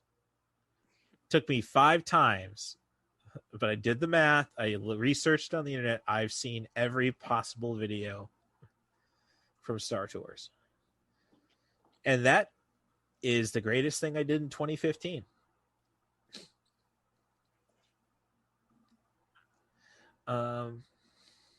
Yeah, so I don't think I got around to seeing the Norwegian boat ride at Epcot that time. Had fun doing the Phineas and Ferb Japanese mystery, though. Yeah.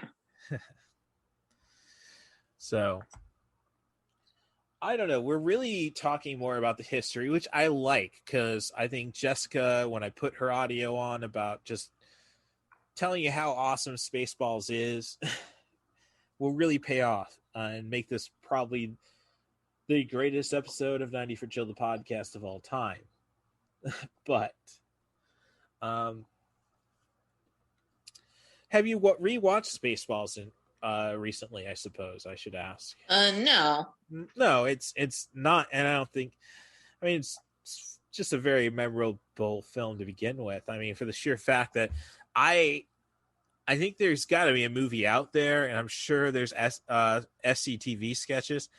But when else do we really get to see Rick Moranis be a twat? I mean, he was loving it, doing it in Spaceballs. I mean, his character gets instant karma about every time he does something bad. Right. And I'm wondering, where are those action figures that he was playing with? I'm just saying, the molds are there.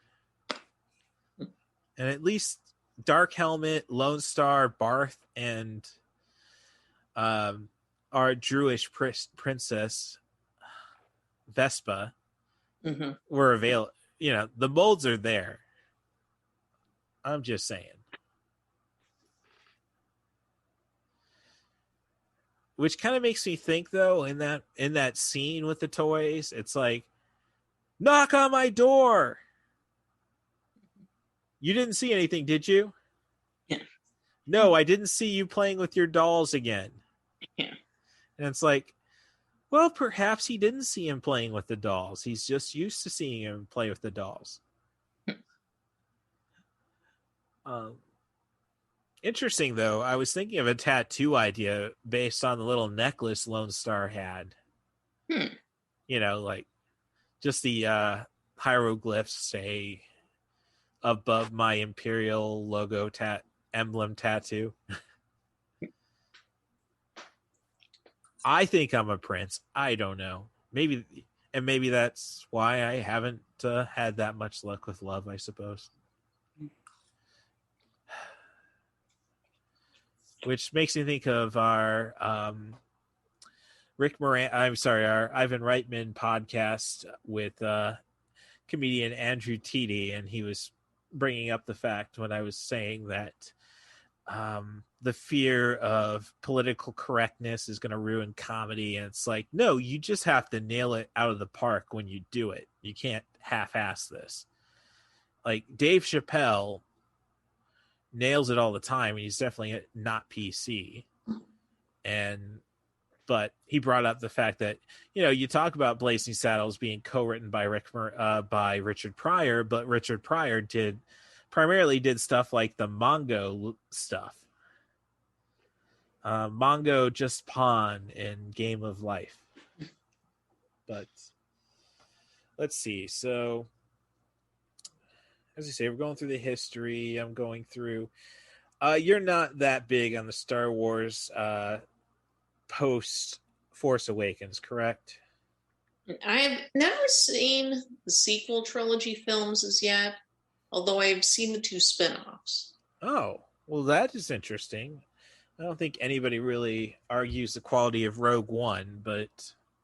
Well, some people do, but I liked it a lot. Yeah. I mean, the only thing about Rogue One was that I hated sending that text message to Dad afterwards, and Nick, I think it was, our brother-in-law, Nick. Yeah. Like, no, you can't show this one to our nephew, John. I mean, it's pretty solid until Darth Vader just does his thing. Mm-hmm. I'm not going to say, like, I hate to say it, but and I don't think I think you probably, am I wrong in saying that you really only saw Phantom Menace? I did eventually work, well, I was their opening night for Attack of the Clones. Okay. And after that, I felt like I have to tap out of this. Okay. It's not doing anything for me at this point. I did watch, because I do have Disney Plus, I did work my way through what I had not yet seen of Revenge of the Sith last year, because I'd seen most of the backstrap. But again, I really wasn't impressed by it. Well, Second Chance Movies, a podcast hosted by Jessica Kwazz and Joe Harper, did say that I think with time, the prequels are fine. Well, I'm not going to really excuse Attack of the Clones, I suppose. But, hey, we're talking Attack of the Clones, and this is something I brought up to Jessica, and I guess I could bring up something also as well that I forgot to. Do you find the Lone Star Dark Helmet duel kind of similar to how Yoda fought Count Dooku? Now you mention it, it is hard not to laugh at the very concept of the Yoda Count Dooku duel. Right, but I'm just saying it's kind of like, oh, well, we need to do this, we need to do that, which is kind of, stipulations keep falling into the fight between Helmet and Lone Star. Yeah. Which I think has the greatest lesson in all of cinema. And that's why evil will always prevail. Because good is dumb. And then it's weird though, rewatching it, and it's kind of like, okay, Rogue One is all the finale's all based around getting past the shield on the Imperial planet. Is that too far removed from trying to break through the oxygen field on planet Druidia? I think you're overthinking this one. Well, I can't use, which I failed to mention to Jessica, the fact that the Eagle 5 went to hyperspeed inside an atmosphere, which J.J. Abrams used a bunch in Force Awakens. So I'm just saying that maybe Spaceballs has a greater influence than we want to acknowledge. It's possible. Because there's no greater nerd in Hollywood than J.J. Abrams. And that's saying something. If that's the best nerd we have, I'm not sure we're in a great shape right now. It explains a lot. I'm saying there's no greater nerd. I mean, you and I are Gen X. We had Tarantino and we had Smith. And look, I think Yoga Hosers is a classic B movie, and I will stand by Red State any day of the week. I'm just saying that I think we've just fallen into the hands of commercial nerds now. I.e. J.J. Abrams. Like, I recently saw an interview with Tarantino with Bill Maher on I was about to say Politically Incorrect. Obviously, Real Time with Bill Maher. And he gave me a little optimism when it comes to cinema. He was basically just saying, look, it just comes in hills and valleys, and we're eventually going to get another hill. At least in terms of creativity and stuff. And Tarantino's brilliance has survived all those valleys. My opinion, I don't know how much Tarantino you've followed since. I imagine you probably saw Kill Bill by some point, cable, as you say. I'm not really interested in Tarantino that much. I've seen Pulp Fiction, and I don't think that's my wavelength. Oh, no, I totally understand that. I would say give Inglourious Basterds a chance. I mean, the guy saved cat people. That's all I need to say about Tarantino. Despite, I loved Cat People when I saw it finally. It's my kind of weird. I think Malcolm McDowell personally is my kind of weird, though. Lots of love for Tank Girl. I don't really think Tank Girl is as great a movie as we like to remember it now, since it was directed by a woman and it's a comic book movie, but it's an important movie nonetheless. I mean, have you seen Tank Girl? Because it is Shout Factory. No.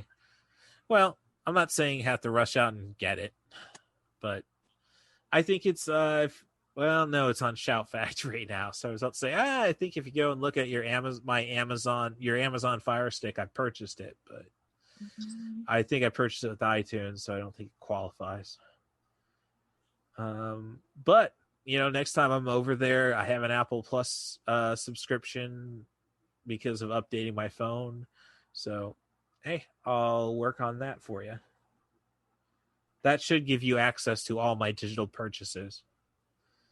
So, well, I don't want to deprive you Life Force. Look, I've seen Life Force. I don't need to worry about Life Force. I know. It just, oh gosh, that is such a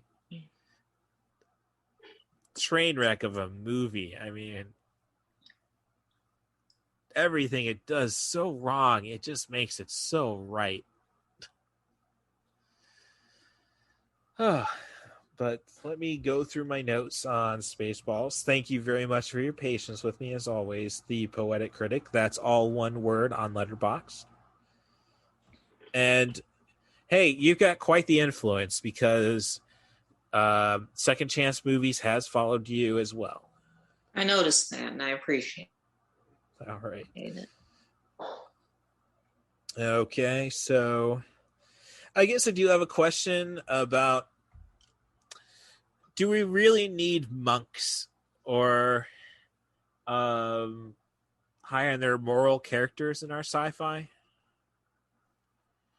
Because, I mean, maybe Spaceballs is so cool because everybody's a scoundrel. And I always say that's why Guardians of the Galaxy worked, was there was no Luke Skywalker. And I think I say that's why the prequels are not everybody's cup of tea, because it is all pretty much samurai movie stuff by that point.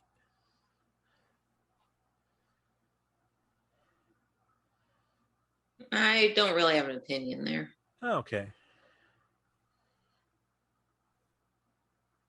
Just talking samurais, though, and I know iTunes has that special going on. Seen much Toshiro Mifune? I've seen some of his work with Kurosawa, yes. Okay. I'm sorry to question your quality as the smartest mind in the heart of Illinois when it comes to cinema. Is there even a film critic really in the HOI, the Peoria to Bloomington to Galesburg area? I don't know. Because we got, I don't want to call, well, I can't say I've been impressed by the guys who show up on our local channel in Champaign-Urbana. They're smart guys, but not to say that I don't think I'm wiser. I'm just saying, I think there might be a market out there for you, Rory. So, all right. Going through the notes.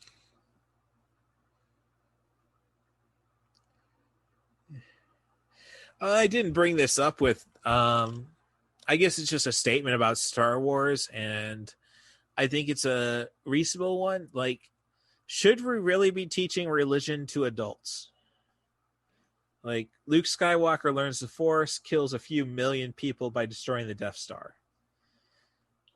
People become adults who didn't really have faith, end up becoming extremists for a religion, kill thousands of people.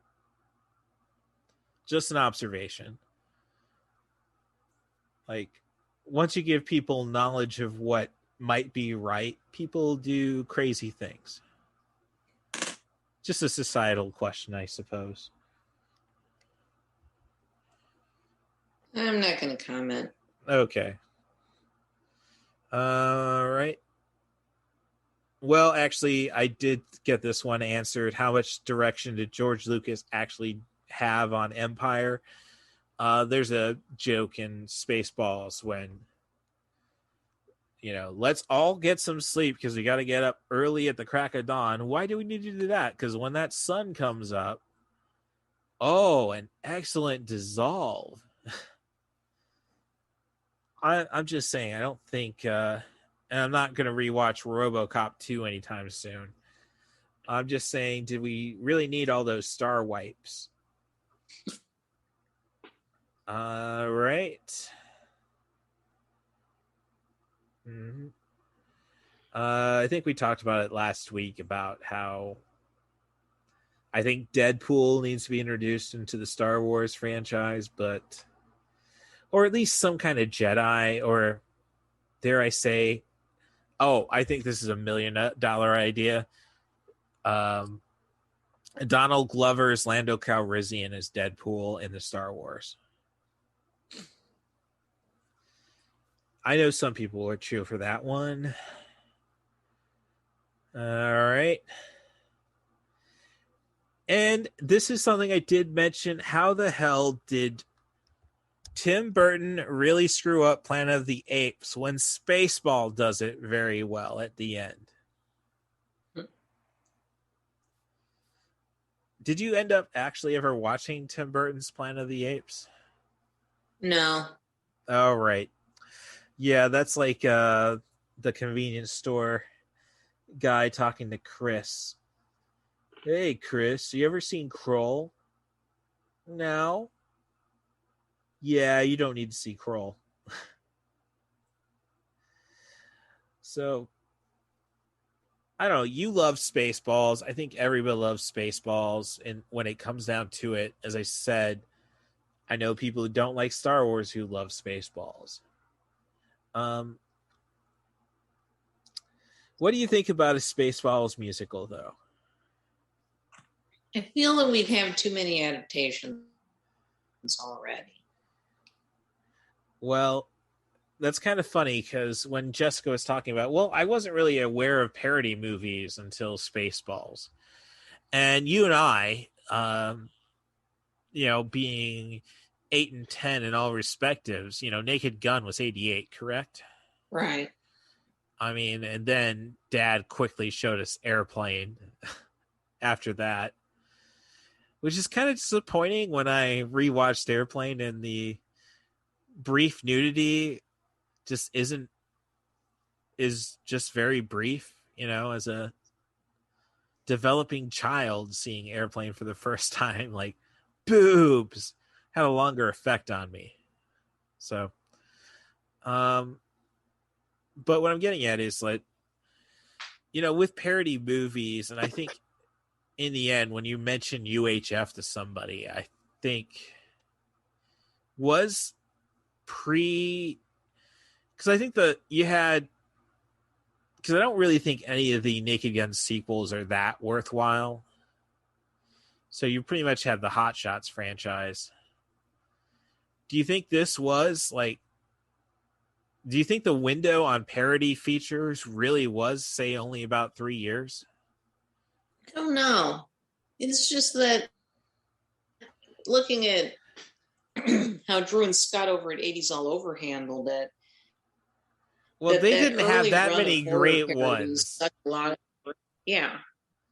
Like, it didn't happen until Naked Gun. I mean, you had Airplane, and I would say you had Kentucky Fried Movement. I'm sorry? The second wave. Yeah. The late 80s, early 90s is more the second wave. Right, but, I mean, we didn't really have a good parody movie till Scary Movie, and then they screwed that up a year later. So I'm just saying, like, I think we hit the peak right away. I mean, with this second wave, like, we only had maybe 4 must-see movies out of it. I mean, you had a lot of great comedies that were parodies, yes, like Fear of a Black Hat. But the Madcap parody film, I think, like, we really only had 5 years at best of it.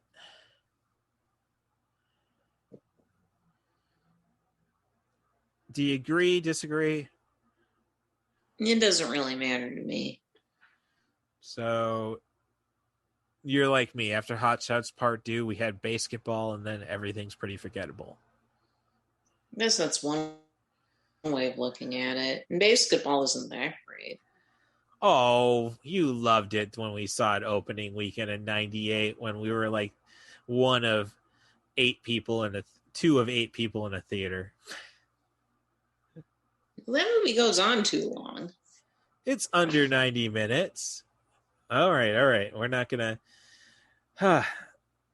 Well, let's just say it ended at Basketball because on listening to non-movie podcasts trying to be hip and cool with their movie references. They're talking about Freddy Got Fingered, and it's like, oh, God, comedy is dead. I don't know why they're worried about, PC is going to kill comedy. No, we killed it ourselves. But, so I guess a concluding statement on Spaceballs? I don't have any concluding statements. Favorite character from Spaceballs?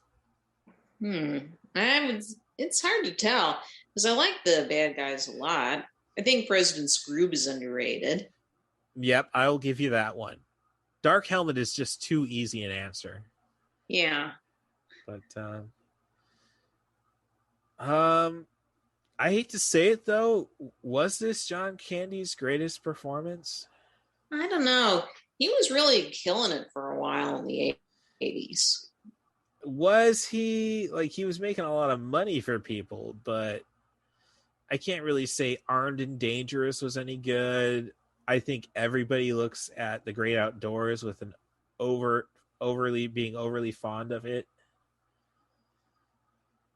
I mean, we all loved him in Home Alone, but I think that was more subconscious SCTV reunion.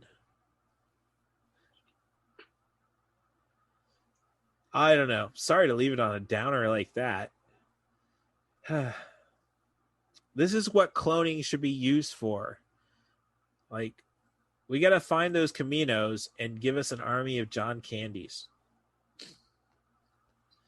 So, but as you say, I mean, obviously, because it's nuts. My copy of Spaceballs on DVD came in a 2-pack, which is an odd 2-pack because it was 20th Century Fox and MGM.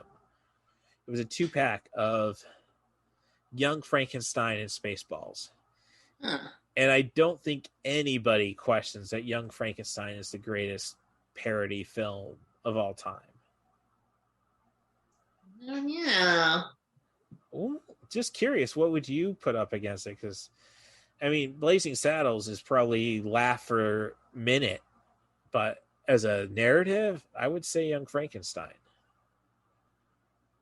Well, I'm just going to leave that to other people to debate. Okay. Well, Jessica Kwazz will speak glowingly of Young Frankenstein with her sound bites on this podcast.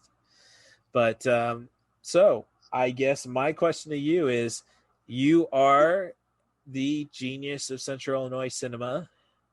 Has anybody approached you for a podcast besides for, look, the Poetic Critic said it, so there's got to be validity to it. Because I know you are a Jeff Goldblum gold mine. Or are you just still a little too cautious to just devote yourself to being a internet personality? You're cutting out. We might as well just wrap this up. All right. Well, okay. So to find you, that is letterboxd.com/ThePoeticCritic, all one word, correct?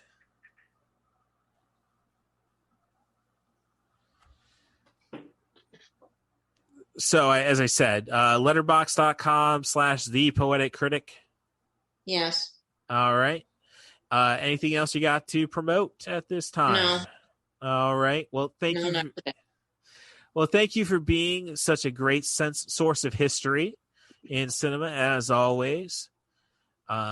If you need to follow this podcast, CatBusRuss on Twitter, maineventofthedead.com is all my writing, and you can find this podcast anywhere. Thank you very much again to the Poetic Critic for being such a genius of cinema. And you're welcome.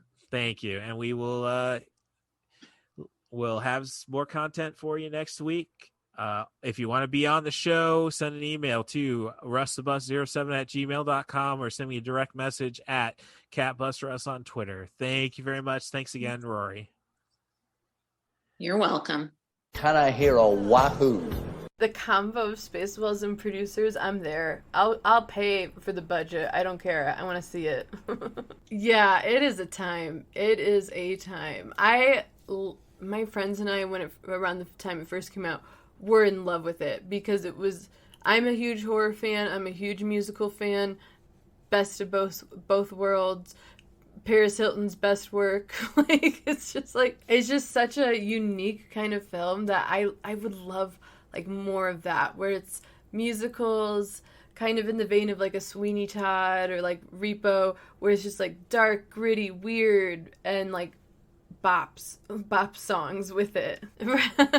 I mean, I think that a Spaceballs musical parodying we could do a whole trilogy. We can do a One for the OGs, one for the prequels, one for the sequels. Just make it a whole Spaceballs opera with Lin-Manuel writing the music.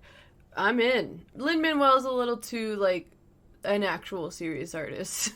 But I think he'd contribute. I mean, he did Moana, and that's a fun soundtrack, so he might come up with a song here or there. That's a good point, too. Weird Al. Oh, my God, yeah, let's get him on this. Long live Flash! You've saved your Earth. Have a nice day. Mickey was in that Wuhan lab. You know it. Just kidding. I don't believe that.